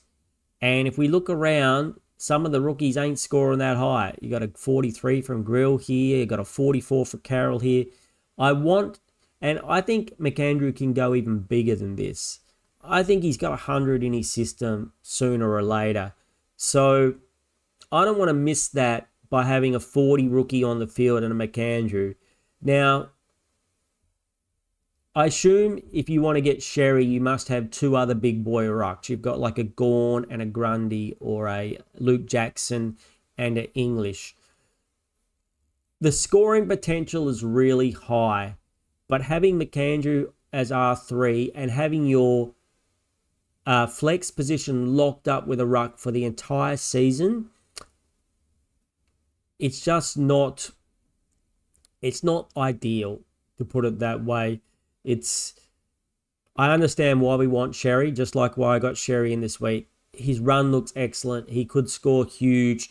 I mean, scoring-wise, I think it might even work out, depending on how your other ruck goes. It might even work out. The amount Sherry outscores McAndrew, if he scores another 200 this week and McAndrew gets 100, you're still outscoring him by 100. So it might work out. It's not for me, but it might work out for you purely on points. But the flexibility too, I want to get McAndrew out of this position as soon as possible. So if he can get up to 400k, and I could get myself someone who's got DPP down here in this spot, that's what I'll be looking to do. And then the big 3 ruck thing will be a end of the season thing. If it's coming towards my Supercoach finals and I need to win my finals, maybe then I get in a 3rd ruck. Or if I was pushing towards, the top 100 or the top 10 or the 50k, in Seano Dreamland, I'm pushing towards the 50k, then I would consider the big 3 rucks. But for the moment, it's not for me, but I can understand if you are doing it. Michael, first-time viewer. It's always nice to have another West Coast man here, buddy. Now, sub, thank you. Thank you so much. It really appreciates it when people say that they enjoy the content and they enjoy watching. It makes it worthwhile me coming out and doing it. So, as you can see, the schedule's there. So, we will try and have my team review out by Monday. Sometimes it'll be Sunday night. Be out Monday. Wednesday, there will be a trades and captains video. It'll either come out Tuesday night, but it'll be out by Wednesday for sure. And Thursday, sometimes we will do it at this time, the live stream. Sometimes it will have to be a little bit earlier due to my work roster. So, if you're working and you can't make it a little bit earlier, I apologize. But yeah, I just can't do it in the afternoons, the evenings on Thursday. The Seano YT League. Yeah, so in the Seano, well, I got 4 of the YT leagues. So hopefully all those who are in the YT leagues, congratulations. So this week in the YT leagues, we got Vader's Army I'm up against. We have Harriers. We have the Cavalry. I'm predicted to beat them all, but this is before they optimize their teams. And Balls of Fury. In the overall league, the Unlimited League, 7817 is still leading. He was leading last week and he's leading again this week, and his overall rank is 25. So hopefully he's going to drop by the stream one day because he's doing very well. Top 25, congratulations, mate. Obviously, more important is your overall rank than kicking everyone's butt in my leagues, but well done, buddy. And there's a lot of people are doing very well. So the top 10 people here all are ranked under top 5,000, which is, really good. And then right up to 20 is still under top 10,000, which is really good. I was at 19 last week, and I'm blowing out to, where do we blow out to? It wasn't pretty. 55 now I'm at out of 138. So at least I'm kind of in the top half of my own league. Yeah, the Discord. Why not? Well, you guys can do it for me, Pure. So please subscribe. Please join the Discord. Like me and Pure and another Michael, that we're in there chatting all the time. There's some very knowledgeable people in there. And if you just feel like chatting Supercoach, or you want to, you don't have to wait till the live stream to ask about your trades, or pop your team up at the poster, my team section here, and say, hey, check this out, Seano. I got a top 1,000 ranking, or what do you think I should do with the trades? And it's not just me, like I said. Even if you think I'm full of it and I don't have that much useful information, there's some really knowledgeable people in there, and so they're more than willing to have a bit of a chat with you and try and either just chat or just help out. There's some, Corey hangs out in there a lot of the time. We've seen Cheese in there, some of the OGs of the community. So yeah, it's definitely worth coming and having a chat with us in the Discord. I do have a link which is tipped, pinned, but I'm going to give you another link now though, as we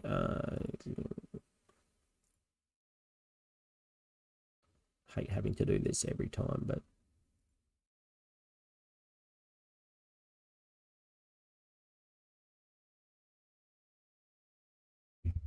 there's another link, crew. So if you're not already in the Discord, jump in the Discord. There we go. And yeah, that would be really cool. That would be really cool. Where else are we at with the leagues, crew? Has the teams come out yet? What time is it? They must be pretty close, right? to 2 o'clock here, 3, 4, 5, or another hour till the teams come out. We won't stay on too much longer, Karoo, because like I said, I like to go and watch the centre bounce guys, Joe and Big J. Is Big J's name Joe as well? Is that why? Is it Joe and Joe? I don't know. That'd be kind of fun if it was. For the other leagues, just quickly, the leagues. So $50. This is the Sword Play Headspace League. Headspace is a great charity there, crew. Get behind it. Coming 26 out of 52nd. The center between the arcs, 683 out of 2194. Lair League, 1998, 7012. The Skodfather, what a legend, just to calm her down. 732 from 2118.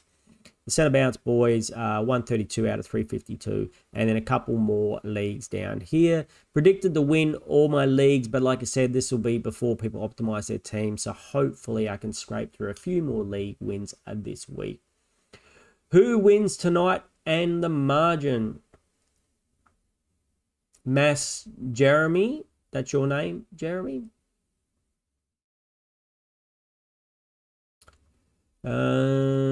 So it's Geelong and Adelaide. Am I getting that correct? Geelong and Adelaide tonight?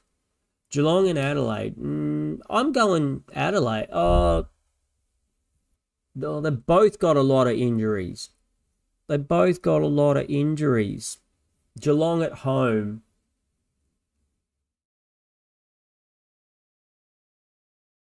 No Jordan Dawson.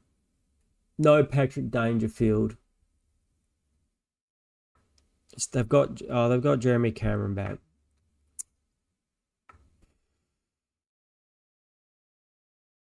No Rory Laird. No Jordan Dawson.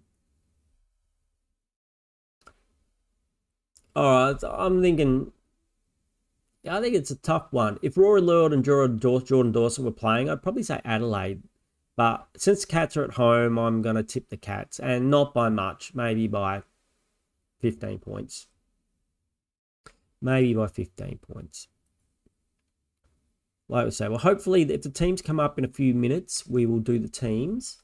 And then we'll go and hang out with the centre bounce. Where's Ralph? Get Ralph out. Where is he? Me fail English?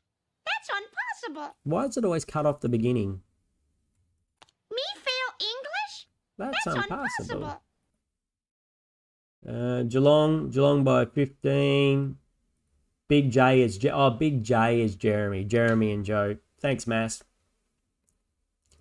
Cats get the chocolates by 5 goals, Rory. 5 goals? You're a Bulldog supporter. You got something against Adelaide? Have a bad record after buys. If home goes okay, you may trade in next week for track. I think Holmes, Karen, he's definitely high on my radar. Everyone says how the new rules suit him. And one thing I loved is when that last game he played, he literally ran from one side of the ground to the other. He had kick-ins, and, let's see if we can bring it up. Like, it was amazing when I looked at it. He went from having kick-ins to, like, right in the forward line. Where are you? Didn't play round 1, it would have been. So let's have a look at his heat map. Yeah, so he took some kick-ins, but look at him. All from like taking kick-ins, and he's in the center and he's running down the wings. He's all over the place. So yeah, I really like the Holmes pick. I think he's going to be almost a shoe-in for a top 8 midfielder at the end of the year. Definitely a top 10. Centre bounce starts at 5:30. Okay, cool. We'll hang out to then, and we will hope that the teams will come out before then, the AFL teams. Can't be too far away, hopefully. One more look, crew. If you're just joining us now, this is what I'm doing. These are my very generic and vanilla trades here that Seano is doing. Once again, I want to bring it up so I can kick myself later on. I really want Duff Tyler and not Cook. But I'm just getting Cook because he is 30k cheaper. And it scares me next week that the defender that I want next week, or the player that I want next week, is going to be 10k too expensive what I can afford. That's the only reason I'm getting Crew, because it scares me next week that whoever I want, I'm just not going to be able to afford them. So if it comes back and bites me on the backside, it's my own fault. And the other thing is, I'm thinking that if Cooper Duff Tyler has a good week, maybe I can get him anyway. I think Buderick might be on the chopping block next week. So we did also show my next week. Blackiston is 100% gone. He'd have to score 150 this week. And against Sherry, I wouldn't be surprised if he scored 10 this week. So next week, Blackiston is gone. Potentially Newman comes in, depending on how he got. This could be Worrell. Or we might wait on a defender and get, if we can pick up a rookie here maybe, and then use that money to get Ash after his bye, or a Nas after his bye, or something like that. I'm really hoping the Newman comes out, smashes 110 this week, and I can just pick him. And then I can just say, yep, get him in my team. And that will leave me with 250k in the bank. And so that's the Blackiston for someone. It will be Blackiston for someone, unless we have lots of injuries. West Coast versus Port is 9:30 Sunday. I know, Mass. Like, yeah, that's really fair. Just make us play at 9:30 in the morning. Yep, that's super fair. Not to mention travel, you know, and get on planes and stuff and all that. So just make it 9:30 in the morning. Yep, might as well send us to Tasmania and make us fucking do it at 9:30 in the morning. Why not make it 7:30 in the morning, you know? Just the AFL gives us the shits. They really, really don't care. They really, really don't care. But anyway, we all know it's the most biased fixtured competition in the world. So what are we going to do about it? The most unfair and most biased. But what are we going to do about it? We can't do anything about it. It's a game we love and we want to play. It's a game we love and we want to play. So we're going to just have to do it. What's Sherry's ownership now? I don't know if this updates as it's going. 20% of teams. I think this is as of last round. What will it be in the players section?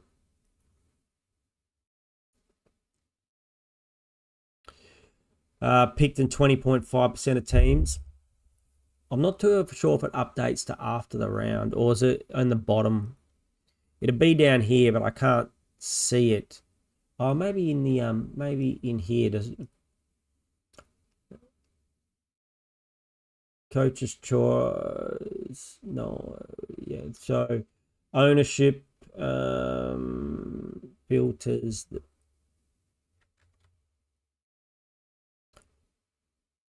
Round change 12.4%.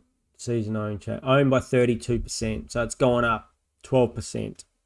It's gone up 12% at the moment. Pretty big jump really for one round. I'm surprised it's not even more, but you know, it's pretty good. What I reckon, Mass, in any dreamland do West Coast beat Port Adelaide? I'm going to say we've got no chance, because when I said we had no chance against North Melbourne, we won. So Sean's going to use a little bit of reverse psychology on the Port Adelaide. And yeah, hopefully we can pull out a win. I honestly didn't think we were going to win a game all year, and we've already won one, and it's only up to round 2. So hopefully we can win another one. I doubt it, but I hope. I doubt, but I hope. Give me some teams. Anyone else want to pop their team up on screen or anything like that? You can do it. Give me your team name and we will have a look at it. Otherwise, yep, 23 people watching at the moment. And how many likes do we have? Do we still only have 8 likes? Is that really a thing? Come on, crew. Hit that like button. I like you. You can like me too. Seano worries himself sometimes, especially when he speaks about himself in third person.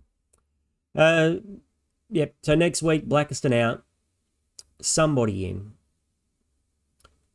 Grill, I think Parrish might even go next week too. If Parrish doesn't get more than a 80, he's gone. Grill into the defence here, and then pick up somebody here who makes this back line look not so much like I want to vomit. Is that a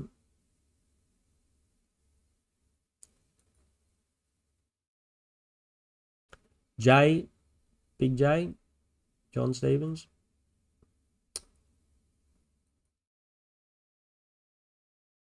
Will Brody debut this week for Port? Is he? Is that a Marshall 1 week out? No. That's not what we want to hear. Hey, yeah, latest news. Where you hear that? The team whispers. Cyclone watch. Yeah, not for down here, but up north there is.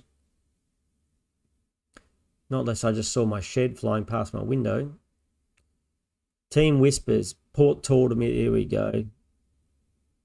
Port Adelaide turn defender. Todd Marshall set to miss Sunday. Boo. Boo to that.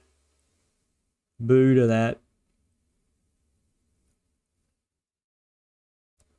Pick number Taylor Byrne will debate for the Blues. He looked all right in the preseason, right? He kicked a couple of goals and he's got mid-forward DPP. So maybe in a couple of weeks, hopefully he can get a few snags. Jacob Farrow is in. That's good. That's someone who potentially is a decent downgrade option in a couple of weeks in defence or the midfield. I like the look of the kid early on.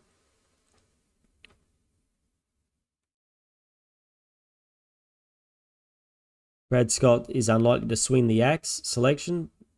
Or who's he coming in for?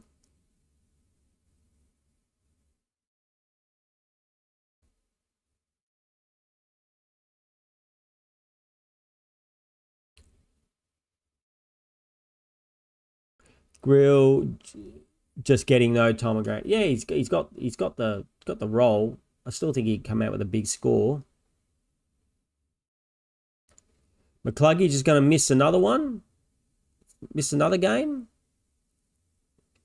Defender Nick Newman. Come on, Nick. I wanted to get you next week.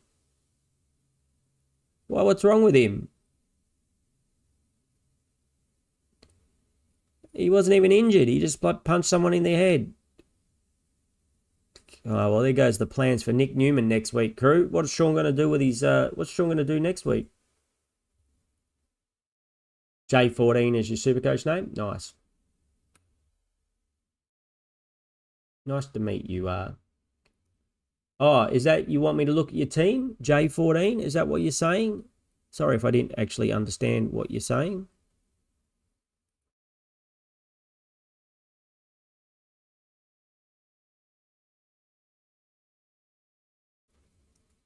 Is that what you're saying? You want me to look at your team?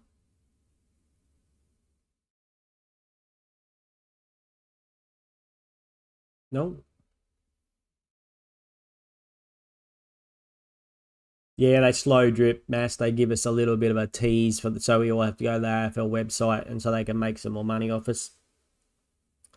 What I looked J14, nothing came up, buddy. Is that the name? What's the exact name of your team? J space 14?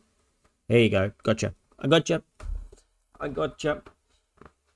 All right. So we've got Sinclair, Rosie, Houston, Blackiston, Windsor, Jarks. I could have gone this defense myself. I'm so glad I only went one of these chocolate firemen out of Blackiston and Windsor.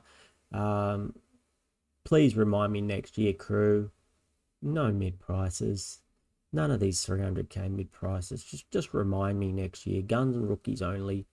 What trades are you doing, John? What trades are you doing? Or Jay? John or Jay? Butters, Richards, Sarong, Walsh. You got sucked into the Sarong pick. Yeah. Yep. Saw it coming. 150 people can't resist. I understand, but I won't.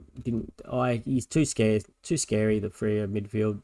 Don't know what they're doing. Parrish, Grill, Carroll, Blamiers, Bruin, Smith, and Murdoch. You went early like I did, which there's been a bit of debate in the community whether there was a mistake to go Murdoch early. Yes, you should almost always wait for your rookies to get on the bubble, but that round, I think it was the right thing to do. For me, it still got me to do the trades I wanted to do this week. If I didn't have Murdoch, I wouldn't be doing the trades I could do this week. It wouldn't have made me the money that I needed. So, am I happy that he's injured? No. Do I still think I did the right thing? Yes. So I think going forward, you don't want to be taking too many rookies early, but in that specific round where you need to get as many of the best rookies in this week as you can, I think there was nothing wrong with going Murdoch early. And so, if the people out there are giving other people a hard time about it, I think it was absolutely fine, and we'll have him in the team when he comes back. And you get a loophole, even though, Lindsay is a loophole as well. But I think, especially the fact he plays for the Eagles, makes it extra okay.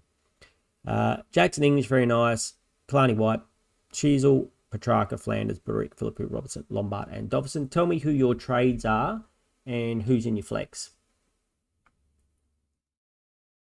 Yeah, it only does it from the round before. So basically, because in your league matches, you can't look at what your opponent's doing and then alter your team to beat your opponent. Say you come to the last round of the year, if you could see what your opponent was doing, you would just do whatever it took to get an advantage on the right. So until the end of the lockout, you won't, or till lockout starts, even to the end of the lockout, you won't see. I think if people make their trades late, once the lockout starts, you'll see you can see them in your game matchups. So, Rosie to Ash, Windsor to Clark, Track to Murphy Reed. Sounds very solid. Yeah, your back line looks a lot better like that. So you've got Rosie to Ash, Windsor to Clark, Windsor over Blackiston. Honestly, buddy, I think Windsor's got a. If I was you don't have to listen to me. Not many people do. I'd go Blackiston out first. Blackiston plays Sherry this week, and he's going to get annihilated. At least Windsor has a chance of getting a decent score. I really don't think Blackiston's going to go up. I think Windsor also has a good role. Even though Blackiston has a role, he's just not good in that role. I guess the same thing could be said for Windsor. He's got the role, but he doesn't seem that good in the role. So, personally, if I had a choice, actually, you usually pick the opposite of whatever Seano says, and then it works. But I would be dumping Blackiston before Windsor. Just personally, myself.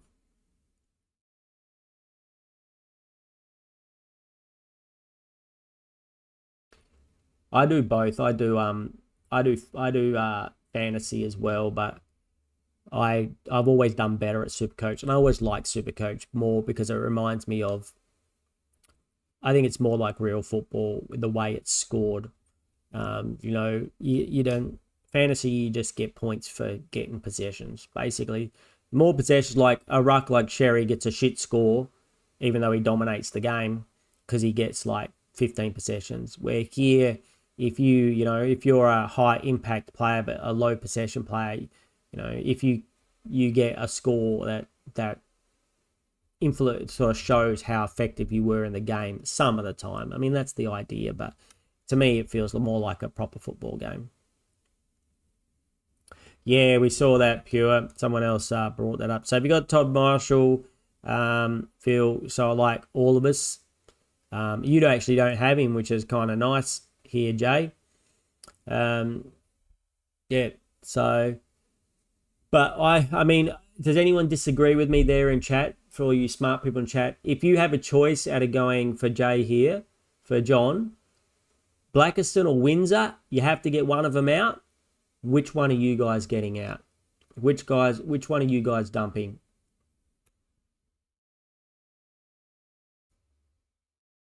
I'm afraid now, John, I've told you to do it, and it's going to backfire. Like I say, you should always do the opposite of whatever Seano says. Let's see what the other smart people in chat say. Keep Windsor, Matt says.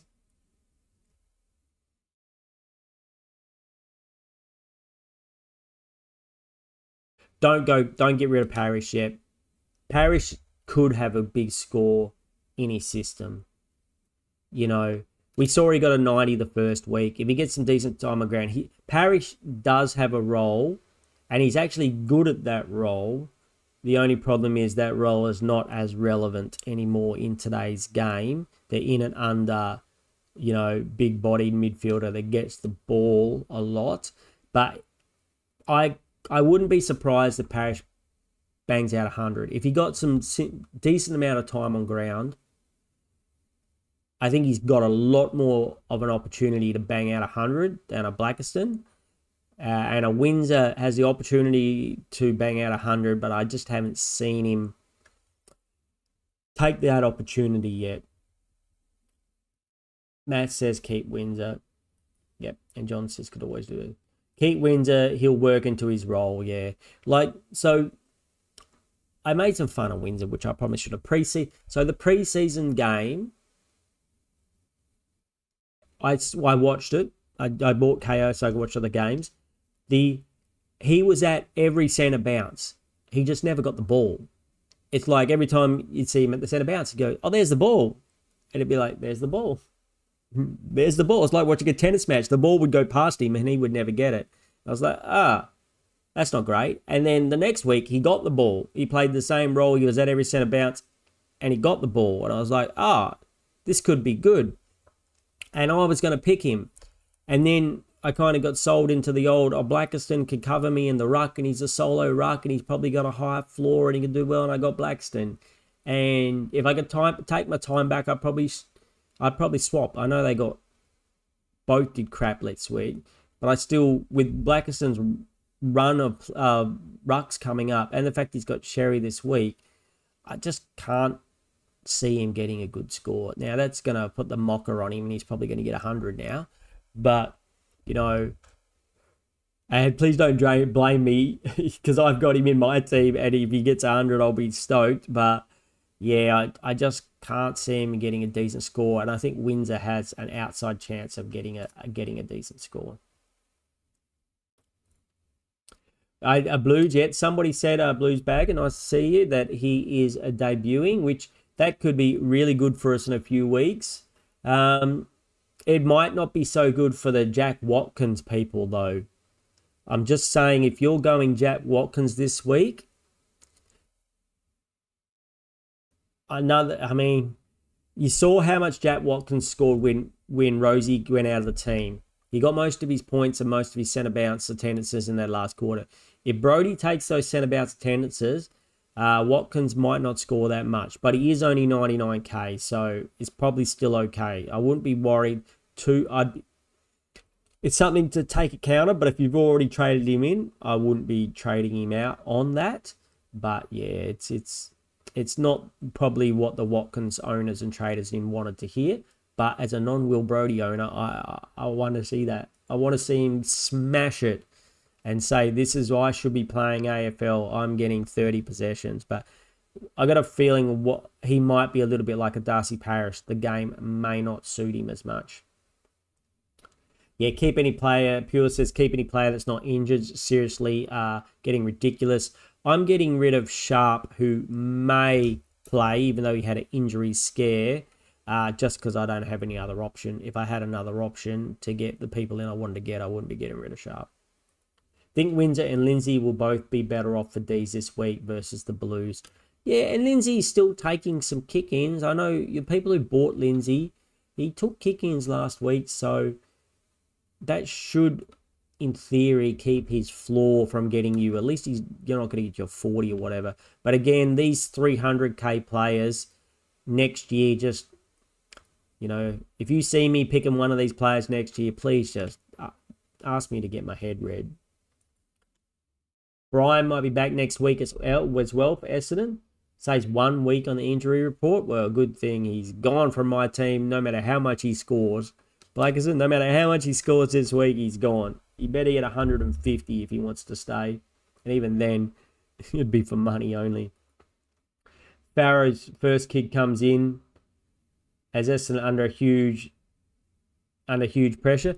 Not for him, you would think. Essendon's under pressure. The coach is under pressure, but he's not. I mean, Farrow he looks like a really good kick. Like, really good kick. And I'll be looking, if he can hold his position in the team, I'll be looking to pick him up. He was my preferred out of all the DPP defenders, out of Grill and Farrow. I like the look of Farrow. Grill seemed to get the time on ground, but Essendon are so bad. Why wouldn't you be playing the rookies? Essendon, Richmond, North, Eagles, play your rookies. Get some time into these kids. Like, if you're not going to win games and you're not going to make finals, play your rookies. What's my current ranking, Aussie? Nice to see you, Aussie. Thanks for dropping by. My current ranking isn't that flash, mate. It's actually not too bad. It's not great. It's not terrible. We went down 32,000 spots in our round rank this week. We have a total of 1,778 was our round score. Total 4,108, and our season ranking is 20,623, which is down 7,469 spots from last week. We won 1 out of 7 leagues, but it was the important one, and that's what matters. And yeah, so not great, and I expect to go down more this week. Honestly, the way my backline looks and stuff, I expect that if I'm going to have a season rank of 30k, under 30k, I'll probably be happy. I know we don't say we're happy very often if we go down, but that was the plan from the beginning. My plan has kind of failed to get the good players who had the buys, and then just everybody else wouldn't be able to have them when they come out. Unfortunately, because of the injuries, everyone's going to have the same good players I am, and I'm going to be behind the 8 ball by multiple hundreds of points. So it's going to be a fight back season once we come out of the buys, but it's a trading game, and that's why I'm hanging out here with you, crew, so you can help me make the best trades and decisions, and I can help you make the best trades and decisions. Another good reason why you should be joining the Discord and subbing right now if you haven't already subbed. We've still got a lot of people watching and not that many subs, so whether you're watching in the future or right now, please sub now. Please sub. 32 people watching now. All you got to do is click a button. It doesn't cost you anything. It makes Seano happy, and everyone likes a happy Seano. So it makes Skippy happy. If you don't want to make Seano happy, make Skippy happy. You know, everyone loves a Skippy or the Skippy, even though she's getting a bit old these days. Yeah, give Skippy a thumbs up, even if it's not for me. You're a like. And yeah, sub for Skippy too. We might even get Skippy's younger, dodgy cousin, Kevin, to come and stream with us one day. If we get enough likes one day, we'll get Kevin to come and make a guest appearance. Kevin is a very rude and naughty relation of Skippy. That's the team, Aussie. It's not great. How's your team going? Do you want to give me your team name, Aussie? I can chuck your team up on screen as we've been doing through the rivalry things. Are the teams in yet, my friends? Nope. How close are we to? So we'll wait a couple of minutes. I think they're not going to come into 3 o'clock, right? They usually come into 3 o'clock. We will go and so before we go, like I said, should go over and check out the Centre Bounce boys. That's where I'm going to go. They've got the drive home today, so go and check them out before the game starts and hang out with them. 37,800 Future rank. Hopefully gain some spots this week, Pure. I don't think it's that bad. It's still, we're all down a little bit, but it's still early on. This time, it's a trading game. We've had dodgy injuries. You know, just get your team sorted for coming out of the buys. You don't really know where your team is. It only take, if your team's looking in a pretty good shape when you come out of the buys, a couple of like big 2,500 scores, you're right back in there. You will jump tens of thousands of people. One score of 2,500 when you come out of the buys, you will jump tens of thousands. 3:20. That's miles away. You sure it's that late? So another 40 minutes? Okay. 6:20 Eastern. That's so they can put them on the news. Cool. All right. I guess then we might as well not go on too much longer. You said the centre bounce guys go on at 5:30. So I'm going to go over there and watch those guys.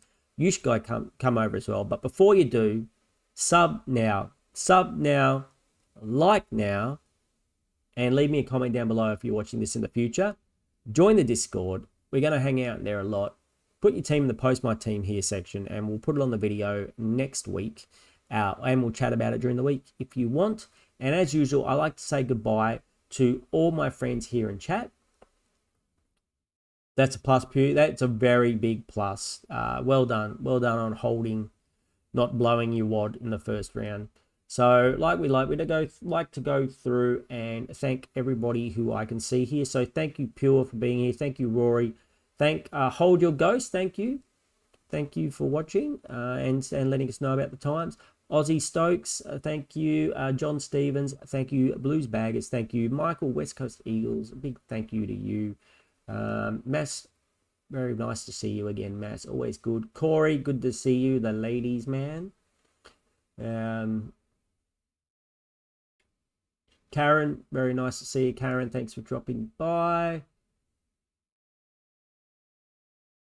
I hope the advice I gave about Blackiston over Windsor works out for you. Doolittle Dons, thank you for being here today. Who else have we got here? It's been a real fun one today, crew, so thank you very much. Forbes, thanks for being here. Forbes 3533. Ethan Porter, we helped your team out a little bit as well. Hopefully, you said it was rogue, but it wasn't that rogue. I thought it looked pretty good. Michael Rubenstein, thank you. Seano PAFC. Cool. All right, I think that's everybody. Good. Yeah, everyone. Good luck. Good luck to all your hope all your primos get hundreds plus, and no more injuries. Let's touch some wood. Let's pray to the Supercoach gods. Let's say, please, please, please, no more injuries to our teams. Anyway, crew, don't forget, subscribe, like, leave me a comment, and I will talk to you all again very soon.